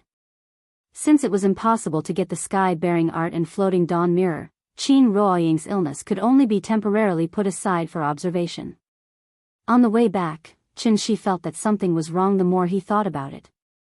Previously, he had placed all his attention on Si Ming Xian Nu and neglected the old man's strange behavior. Was it really so easy to deal with an old monster that had lived for over 1,000 years? Besides, since the Jiang clan did not have the Si Ming Xian Nu, how did Daiyu Island become one of the 5 great lands of inheritance? The old man's story should be true, but Qianxi had a feeling that the old man was deliberately hiding some important information. However, since he did not plan to go to the great world, he did not need to delve too deeply into these things. Anyway, Daiyu Island was right there. Once Qianxi realized that the old monster had lied to him, he could not guarantee that he would do something terrible. After the family of 3 returned to Shangjing, their days were peaceful again. The summer sun shone brightly, and the willows by the lakeside rustled gently. Sightseeing, playing in the water, and flying kites, Hohai had different sceneries throughout the year. Time passed quietly amidst the laughter of the 3 little fellows. In the blink of an eye, the summer vacation was over, and the country welcomed the start of school again. And this little guy had finally ushered in the most important phase of his life. School. To be honest, Nianyan's personality had begun to change under the intentional indulgence of her husband and wife. Although she was still the obedient, sensible, and polite little fellow, she would throw a tantrum from time to time now. She had some traces of a spoiled brat. Of course, Qianxi and Qin Ruoying could not be blamed for this. After all, they owed their child too much. Nianyan had been an orphan since she was young. Now that she finally had her parents, shouldn't she throw a tantrum and experience the feeling of being doted on by her parents? Childhood, happiness was the most important thing. However, a child could throw a tantrum at home, but no one would indulge her outside. Therefore, a few days before school started, Qianxi seriously tutored the little fellow and warned her about many things. For example, she had to study hard in school, listen to the teachers, abide by the school rules, and not bully her classmates. Of course, she could not be bullied by her classmates. When Qianxi mentioned the last point, before the little fellow had time to nod, the 2 brothers couldn't wait and shouted loudly, "With us here, no one dares to bully her." The younger brother, who had always been straightforward and honest, did not forget to add at this moment, "If anyone bullies you, just tell me. I'll help you beat him up. And me. Let's beat him up together. Okay." Yes, the 2 brothers also wanted to go to school with Nianyan. Although it was only a senior class, this was the first step in the little fellow's student life. Therefore, even though Qianxi had always said that he wanted to let Nianyan live an ordinary life, when it came time to choose, he still listened to his sister-in-law's advice and chose the Donghua Gate Kindergarten, which was located next to the Forbidden City and was known as the best in the country. It was not an exaggeration. If one stood outside and casually threw a brick into the kindergarten, it might hit the grandson of some big boss.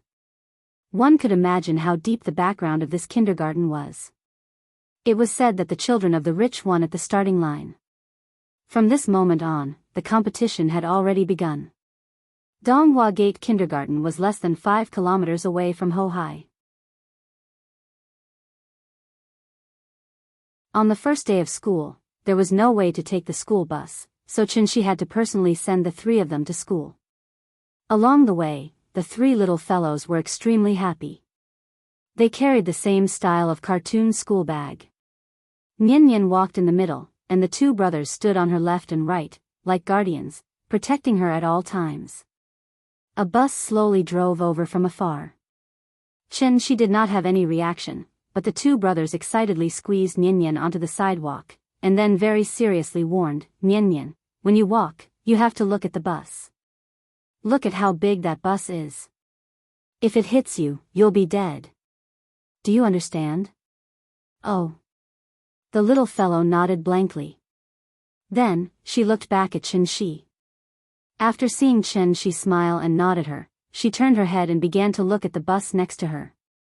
Everything was too novel. Although she had been to kindergarten before, this seemed to be the first time she went to school. Papa also said that in the future, they would have to take the school bus to and from school. School bus? What was that? Thinking about it, the little fellow could not help but raise her head and look around. On the old streets of Shangjing, the bright sunlight shone on her through the shade of the trees. The surrounding cars and pedestrians seemed to be a little different from usual.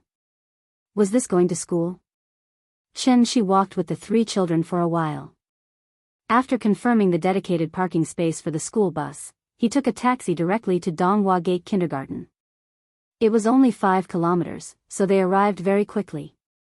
As soon as they got out of the car, she realized that this kindergarten was indeed a little famous. The cars parked in front of the school were not particularly expensive luxury cars, but the license plates all started with Beijing A.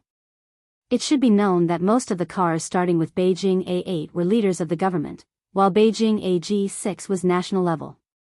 However, none of the cars with Beijing A license plates were easy to deal with. Even the traffic police had to go around them. At this time, she suddenly remembered, this was Shangjing. Next door was the Forbidden City, and next door was Zongnanhai. Would the security guard let someone like him in by taxi? Of course, this was only Qi's imagination. After he showed the procedures that his sister-in-law had done for him in advance, the security guard at the door respectfully welcomed him in. How sensitive were Qi's ears. Therefore, as soon as he entered the school, he found that these parents basically knew each other. Everyone even greeted each other. Since the parents knew each other, the children were naturally childhood sweethearts as well. Seeing this, Shi frowned slightly. These children.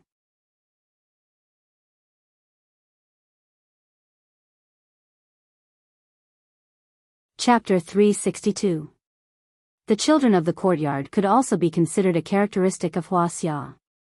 In the past, the units had to allocate houses and everyone in the unit lived together. Everyone saw each other all day long and their children would naturally play together since they were young. They were the so-called childhood sweethearts. Of course, it would be fine if it was an ordinary unit. The children of the courtyard that people talked about were mostly the children of high-ranking cadres. Their parents either held important positions in various ministries or were cadres above the regimental level. These children grew up together since they were young. There was a clear distinction between who could play with whom and who could oppose whom.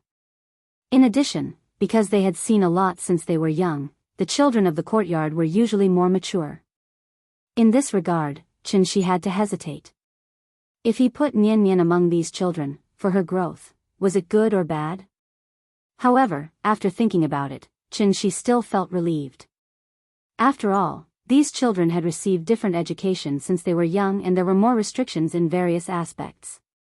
If he really wanted to compare, it might be easier to get along with them than children from ordinary families. In short, he would give it a try first.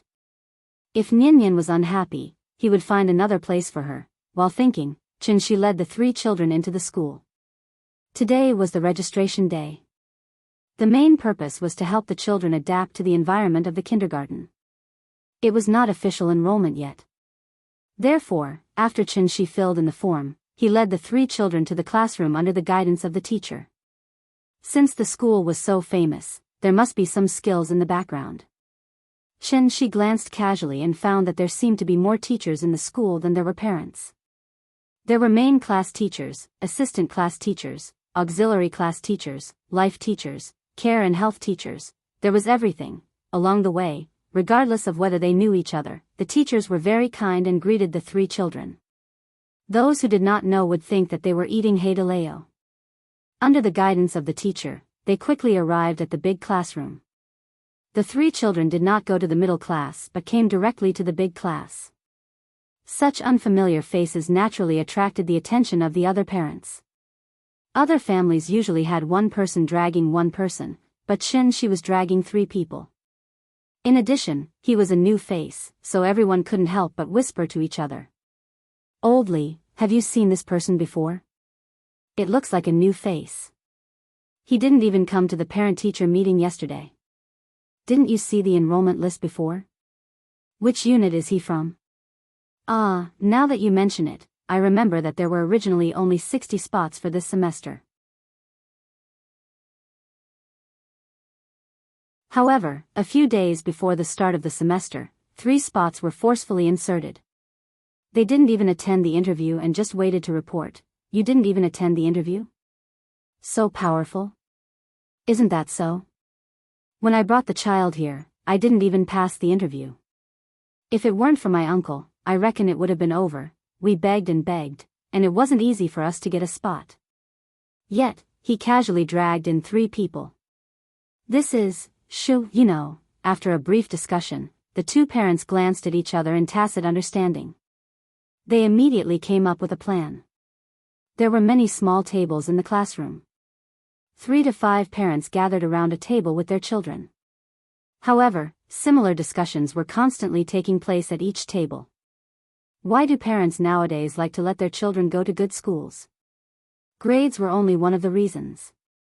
The most important thing was, a good school could build better connections for the children, and the importance of these connections could not be compared with a few simple numbers on the report card. Classmate relationships. Only 10 or 20 years later, when everyone had stepped into society, would they deeply realize how valuable this word was. Although everyone was whispering, Xianxia pretended not to hear them. As soon as he entered the classroom, he took the 3 children and sat down according to their nameplates. The children in the kindergarten were still young.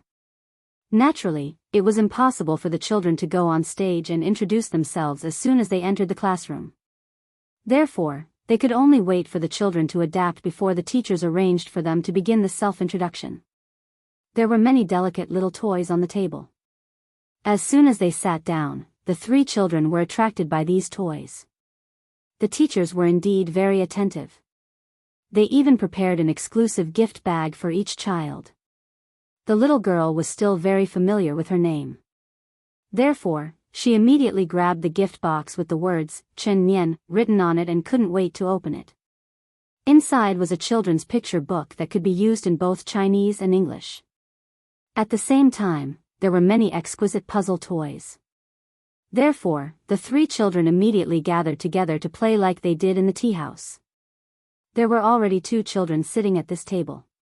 Seeing that they were so lively, the 2 children went over to play with them. Perhaps because she had stayed in the tea house for a long time, Nian Nian usually played with unfamiliar children. Therefore, she did not hesitate. With a wave of her small hand, she very generously invited the 2 children.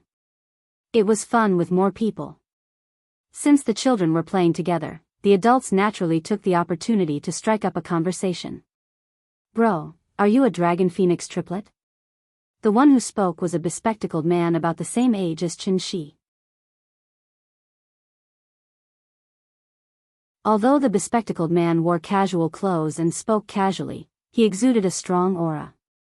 However, he exuded a strong sense of self-confidence, and this kind of self-confidence did not make people feel disgusted. It was as if he was supposed to be like this. After hearing the bespectacled man's words, Xianxia responded with a smile, "No, they are the children of friends. The 2 families are close to each other. They help each other out when they have time." Oh, so that's the case. The bespectacled man did not seem to expect that there would be parents who did not bring their children to the registration day, so he was stunned on the spot. At this time, the middle-aged man next to him who had not spoken suddenly reached out his hand to Xianxia and said, "Hello, my name is Wang Junqing. This is our child, Honey." Seeing this, Xianxia had to politely shake hands with him and then respond, "Hello, my name is Xianxia." "Xianxia?" Wang Junqing murmured the name but found that he had no impression of this name at all, so he turned to look at the bespectacled man. Seeing this, the bespectacled man seemed to have received some instructions. The smile on his face suddenly became a lot more enthusiastic. Almost instantly, he reached out his right hand to Qin Shi. "Hello, Brother Qin, my name is Zhao Ziyu." Speaking of this, Zhao Ziyu deliberately paused, and then seemed to casually add, "I live in the planning commission courtyard like Brother Wang, so the children of our two families are very familiar with each other since young. Generally, we don't play with other children. I didn't expect to get together with your child so quickly today. It seems that they really hit it off. He's just a kid. He can play with anyone." The bespectacled man's words had a deeper meaning, but Qin Shi did not seem to understand. After responding lightly, he did not speak anymore. One must know that the courtyard was also divided into different grades. The Planning Commission courtyard was the highest grade courtyard in the entire Wuxia. It was not because of external factors such as geography, environment, living conditions, etc., but because a total of more than 200 top bosses walked out of this courtyard. Any one of them was enough to make Wuxia tremble. The reason why the bespectacled man deliberately revealed to Qin Shi was that he really could not understand Qin Shi's background, so he wanted to show his cards. If Qin Shi's identity was at this level, then everyone could talk happily. If he couldn't reach it, there are so many seats, please change to another one. In fact, the courtyard was a circle.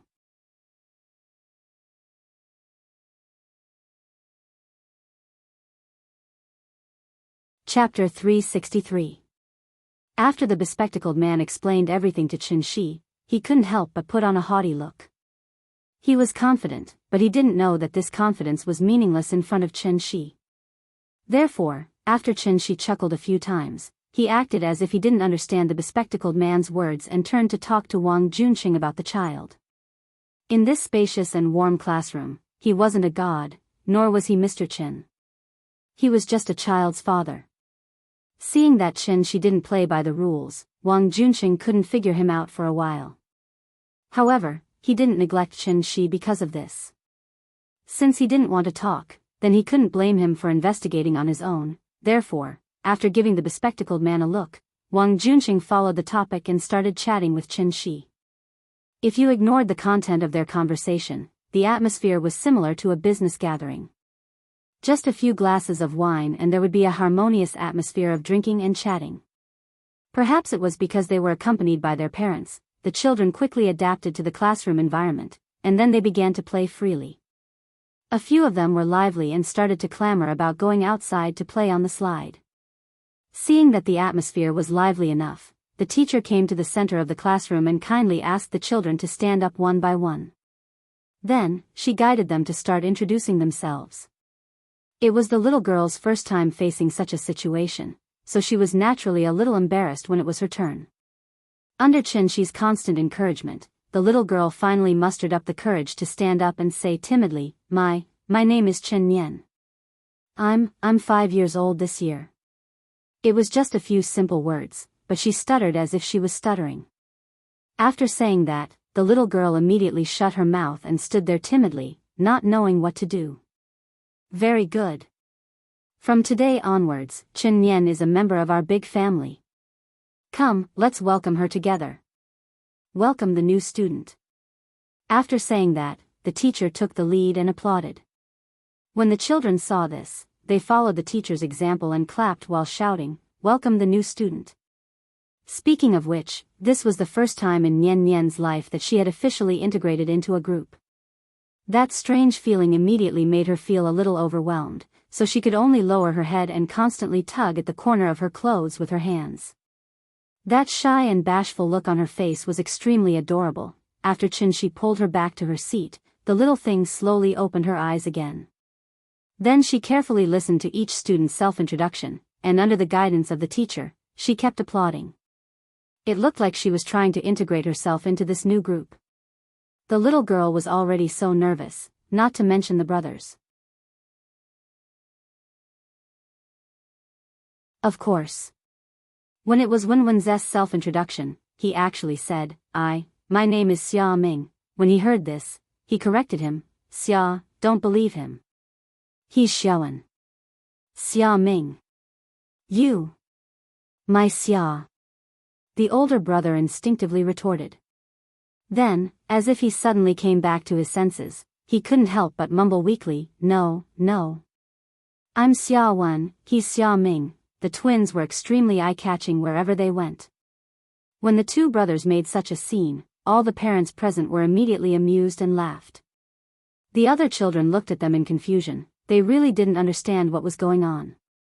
How could two people in this world look exactly the same? Everyone looked at the brothers curiously. The differences in the brothers' personalities were completely on display here.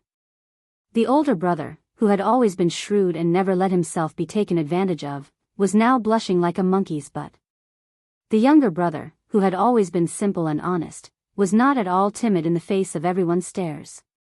Instead, he was complaining that his older brother was using his identity. The two brothers were like two pistachios, immediately making everyone laugh out loud. Just like that, Xianxia led the three children into the capital city's second-generation circle. And the curtains slowly began on the three children's school days. After all, kindergarten life was quite relaxing. Perhaps because of the brothers' company, the little girl didn't cry from beginning to end. Sometimes, she even took the initiative to say that she wanted to go to kindergarten.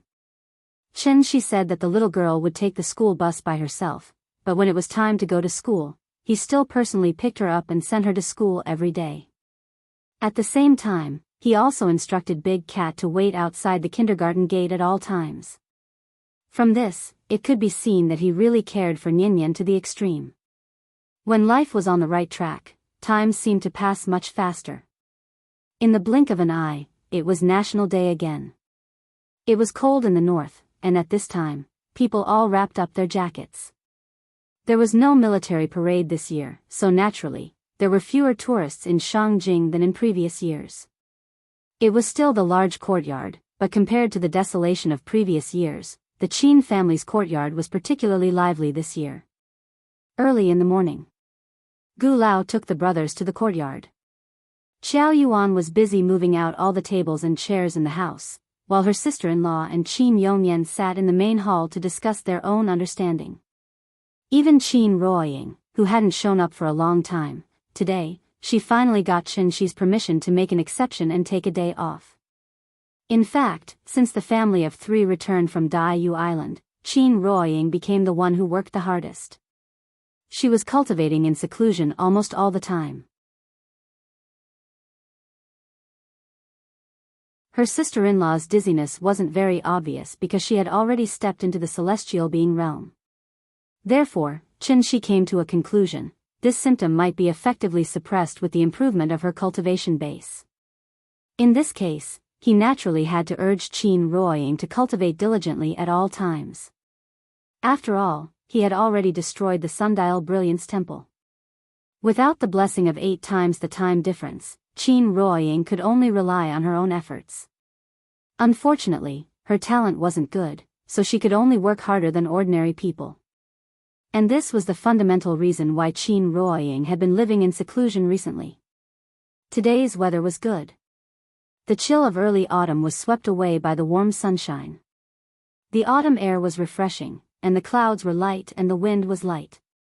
Everything was so tranquil, just like Xianxi's mood at the moment.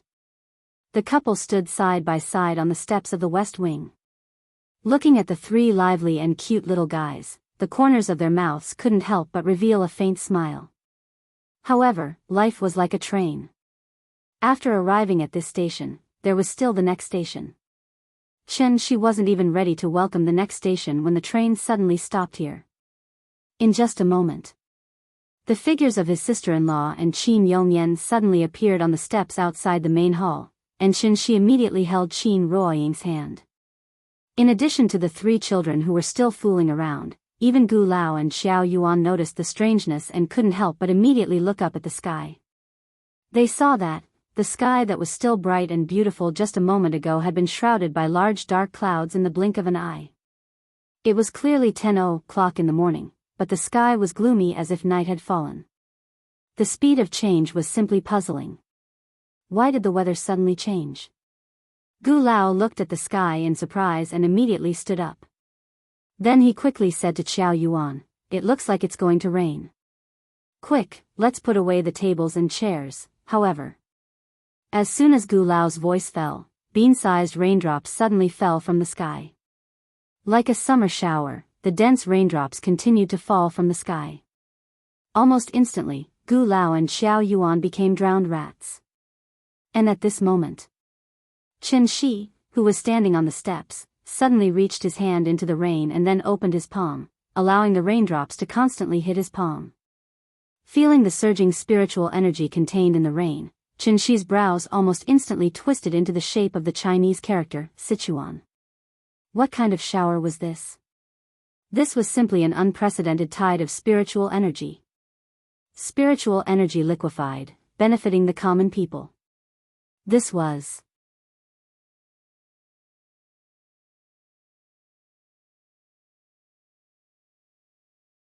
Chapter 364.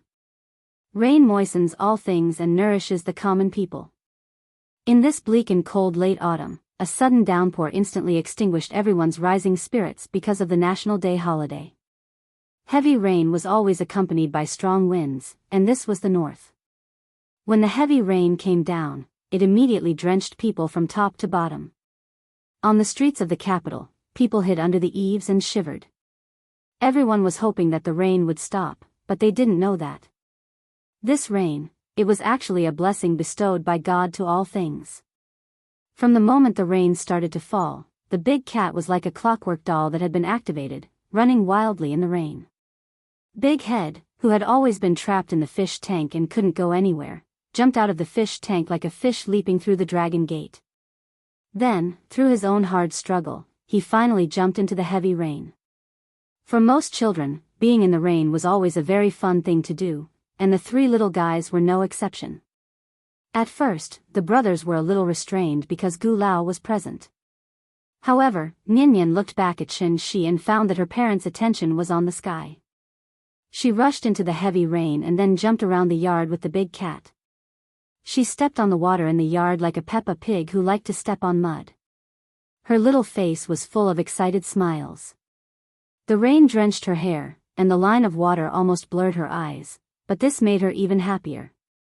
Under the constant urging of the little guy, the brothers finally couldn't resist the temptation. The two glanced at Gu Lao, who had just rushed up the steps to hide from the rain, and then jumped into the heavy rain like a wisp of smoke. In the heavy rain in the yard, the three little guys laughed happily. At this time, Gu Lao suddenly came back to his senses. But when he was about to scold the brothers, Qin Shi's voice suddenly sounded in his ear. Let them play for a while. A little rain won't be a problem. There's heating at home. If it's cold, they'll know to come back. Seeing how happy the three children were, coupled with Qin Shi's persuasion, Gu Lao's lips moved a few times, but in the end, he didn't interrupt them. The heavy rain poured down, washing away the hustle and bustle of the entire city. It was as if the only sound left in the world was the sound of the rain. It was a feast and a carnival. Under Qin Shi's signal, Qin Ruoying also walked into the heavy rain step by step. Shangjing rarely rained, so there was a lot of dust and impurities accumulated in the clouds. When it landed on one's body, there was a sticky feeling. But today's rain was different. Although it was a little cold, the rainwater was exceptionally clear and pure, giving people a comfortable feeling all over their bodies. Spiritual energy turned into rain. Even for Qin Shi, this was the first time he had seen such a situation. For a moment, he couldn't help but walk into the rain and began to wantonly plunder the spiritual energy. Rain after a long drought is truly a blessing in life. However, just when everyone was celebrating because of the rain, Qin Ruoying suddenly felt her legs go soft and she staggered. If Qin Shi hadn't caught her in time, she would have fallen into the puddles on the ground. Ying? What's wrong? My head is a little dizzy. Qin Ruoying covered her forehead. Her originally rosy face was stained with a layer of white frost, looking as if she was sick. At this time, Qin Shueqing also seemed to feel something, and couldn't help but blurt out to Qin Shi, "It's here again, that feeling." After saying that, even she covered her forehead with a look of discomfort. Qin Shueqing was already a celestial, but even she was so uncomfortable, one could imagine what kind of experience Qin Ruoying was experiencing at this moment. Chen Shi nervously supported Qin Ruoying, and at the same time constantly poured his true essence into her, trying to ease her symptoms. Why? Why did she feel dizzy? Chen Shi seriously considered all the possibilities. Suddenly, a thought flashed through Chen Shi's mind. It wasn't the first time Qin Ruoying felt dizzy. Whenever this happened, it must be when the tide of spiritual energy was surging. Was it because of the tide of spiritual energy? It obviously wasn't. The spiritual energy of heaven and earth was always the most important thing to cultivators, so how could it cause discomfort? Since natural factors were ruled out, only man-made factors were left. In addition to the information he had obtained on Daoist Island, Chen Shi could almost conclude that this definitely had something to do with the sky-bearing technique in the floating dawn mirror. If he guessed correctly, such a huge tide of spiritual energy had appeared on Earth, so the people behind the Divine Gate wanted to use it to open the Divine Gate. But because he had already destroyed the 5 holy temples, the Divine Gate hadn't been opened. The Divine Gate, the holy temples, the tide of spiritual energy, Siming Xian Nu, the sky-bearing technique in the floating dawn mirror, everything was actually closely related. Just as Chen Shi was pondering the root of the problem, Qin Ruoying seemed to have suddenly seen something. She looked up at the sky and muttered, I see it, there are people in the sky, they want to come down. As soon as she finished speaking, her body went limp and she completely fainted. Ying. The sudden change really shocked Chen Shi. He almost instantly carried Qin Ruoying back to the West Wing. Looking at the unconscious Qin Ruoying lying on the bed, Chen Shi's mood fell to the bottom. At this moment, Qin Shueqing also rushed into the West Wing. Then, she said to Chen Shi with a pained expression, I saw someone holding a mirror, and then he kept talking to the mirror. I could hear his voice, but I couldn't hear what he was saying at all. Qin Shueqing's expression was very pained. She looked like she was drunk, and she was trembling as she walked. Mirror? Chen Shi repeated this word. When he was about to ask, Qin Shueqing shook her head and muttered, I can't, my head is so dizzy. Let me sleep for a while. After saying that, she fell on the bed and lay side by side with Qin Ruoying. Looking at the 2 sisters who had fainted on the bed, Chen Shi was silent. He carefully checked the physical condition of the 2 and found that their physiological functions were all normal. There were no signs of disorder in the vital essence in their bodies. It was as if they were sleeping peacefully. After a long while, when Chen Shi was sure that the 2 of them were not in any danger, he gently kissed Qin Ruoying's forehead. Then, he got up and walked out of the West Wing. It was still raining heavily outside. The 3 little guys were still jumping excitedly in the rain. Chen Shi subconsciously glanced in the direction of the main hall, but just happened to meet Qin Yongyan's gaze. Obviously, his father-in-law also noticed something strange. But due to his limited ability, he could only put all his hopes on Chen Shi. Chen Shi nodded slightly at Qin Yongyan. Then,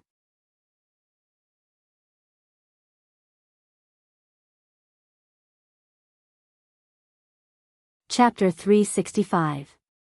Above the sky, amidst the dark clouds, Chen Shi silently sensed all the tiny movements around him. A massive spirit energy tide that he had never seen or heard of before was surging wantonly in front of his eyes. It was only at this moment that Chen Shi suddenly realized, the area covered by this rain was too large. If one stood on the moon and looked at the earth, they could clearly see, the entire northeastern hemisphere was shrouded in huge cloud cyclones one after another. From the Malay archipelago in the south to Siberia in the north, almost half of Asia was covered by these huge cloud cyclones. The center of each cyclone was the place with the densest spirit energy. At a rough count, there were at least 7 or 8 cyclones. There was one in Shangjing, one in Qinling, one in Donghai, one in Karakoram, one in Taklamakan. Everywhere that had appeared before, a spirit energy tide appeared at the same time today. In other words, if the divine gates suddenly opened, it would definitely appear in these places. Usually, it would come one by one, but today, so many appeared at the same time. What was the secret behind it? Qianxia didn't know, and he was too lazy to think about it. Because at this moment, there was only one thought left in his mind, and that was, completely block the divine gate. For Yingying, for Ninian, for their family of 3 to live a happy and stable life, since opening the divine gate required a huge amount of spirit energy, then he wanted the spirit energy tide to never appear. From now on, he would be the dragon-breaking stone that stood between the 2 worlds. Wherever the spirit energy tide appeared, he would definitely be there. He wanted to completely cut off any connection between the 2 worlds. Disperse. This rain was not accompanied by lightning or thunder, but after Qianxia roared at the sky, a series of deafening rolling thunder suddenly sounded in the sky. Boom! In an instant, the sky was like an army of thousands of soldiers and horses facing the enemy. The sound of drums was endless and rumbling. With Qianxia as the center, a cyclone began to expand rapidly at a speed visible to the naked eye. Because it was spinning too fast, there were even white stripes visible to the naked eye on the inner wall of the cyclone. These stripes were like sharp blades, forming a meat grinder, enough to tear anything caught in the cyclone into pieces. The sky wailed, and the dark clouds roared in anger. Accompanied by the incessant flashes of lightning and rumbles of thunder, Qianxia was like a black hole, pulling in all the clouds and cyclones in the world and sucking them in bit by bit. This was the true power of the divine transformation stage. When Qianxia went all out, he could affect every corner of this planet. At this moment, he was like a Tao Tai from ancient times. He opened his mouth and crazily devoured the spiritual energy of heaven and earth on earth.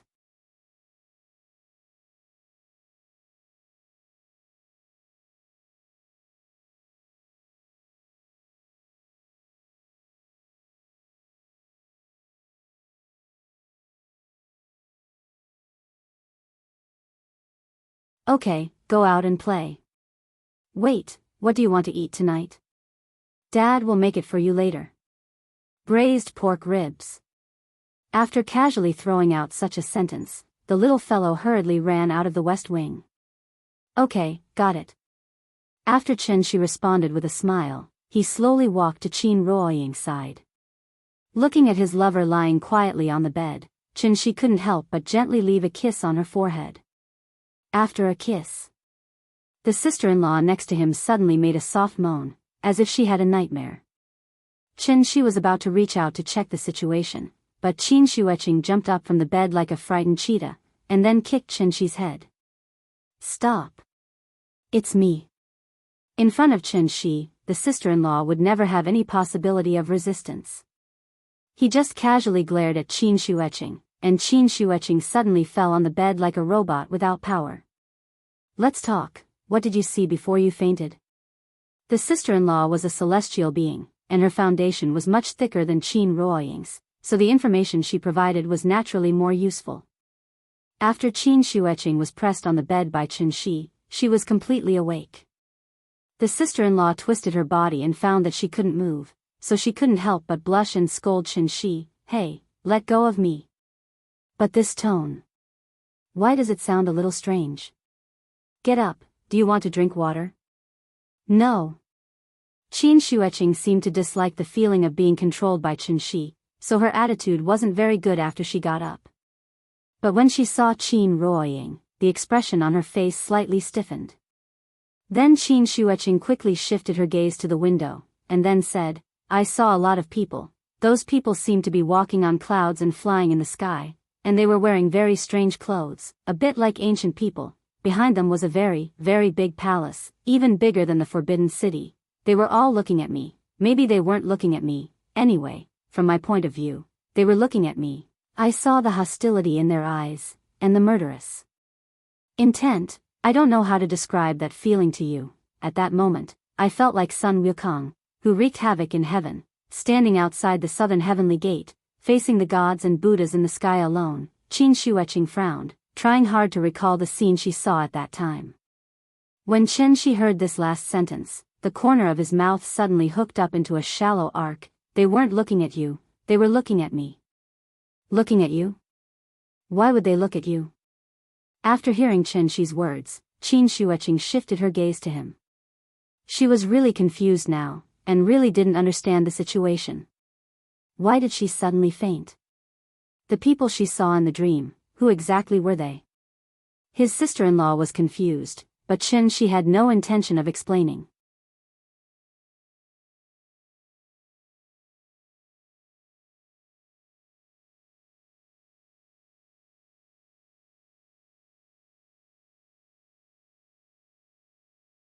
When the spirit qi on Earth began to recover, what was the difference between Earth and the Great World? The desert had already become an oasis, so why would the people need to migrate again? On Earth, they were the high and mighty Jiang clan. But in the Great World, they were sinners who were as lowly as ants. Since that was the case, why was the Jiang clan still anxiously waiting for the gate of heaven to open? Isn't it good to stay on Earth? Thinking of this, Jiang Yuankui couldn't help but look back at the pavilion in the middle of the lake. His face suddenly revealed a complicated expression of worry and joy. Could it be, the elder ancestor really had such a plan? Jiang Yuankui stood at the bridgehead, letting his imagination run wild. At this moment, a figure suddenly appeared in the sky above Daiyu Island. Following that, he passed through the formation at an extremely fast speed and landed outside the pavilion in the middle of the lake. Only when that person opened the door curtain and made a slight movement did Jiang Yuankui's heart suddenly tremble. He quickly turned around and angrily shouted, "Who is it? How dare you trespass into the forbidden area of my clan?" However, before he could step forward to stop him, the elder ancestor's voice slowly came from the house. "Yuankui, you can leave first." Hearing this, Jiang Yuankui couldn't help but stop. He quickly bowed and replied, "Yes. Also, pass on my order. Ring the 9-dragon bell and summon all the elders in the clan. I have something important to announce to everyone." 9-dragon bell? Hearing this, Jiang Yuankui subconsciously opened his eyes wide. He even suspected that he had heard wrongly. The elder ancestor seemed to have noticed his abnormality, so he spoke again to confirm it. "Go, ring the 9-dragon bell." "Yes, elder ancestor." This time, he finally heard it clearly. Therefore, Jiang Yuankui immediately went to the bell tower by the lake. After taking a deep breath, he was full of excitement. He pushed the hammer hard and rang the ancient bronze bell in front of him that hadn't been rung for thousands of years. Dong! Dong! Dong! The heavy and distant sound of the bells suddenly rang out, startling tens of thousands of birds on the island. Before the bell rang for the 9th time, the bridge outside the pavilion in the middle of the lake was already densely packed with people. Among these people, the ones with the lowest cultivation were diviners. Among them were Jiang Yuankui's father, grandfather, great-grandfather, and the various Jiang clan ancestors. It was obvious that they were the core strength of the Jiang clan. These people used to represent the glory of the Jiang clan, but now they were representing the future of the Jiang clan. With the continuous recovery of the spiritual energy of heaven and earth, the shackles of heaven and earth had been completely broken. In this short 1 year, many diviners had appeared in the Jiang clan.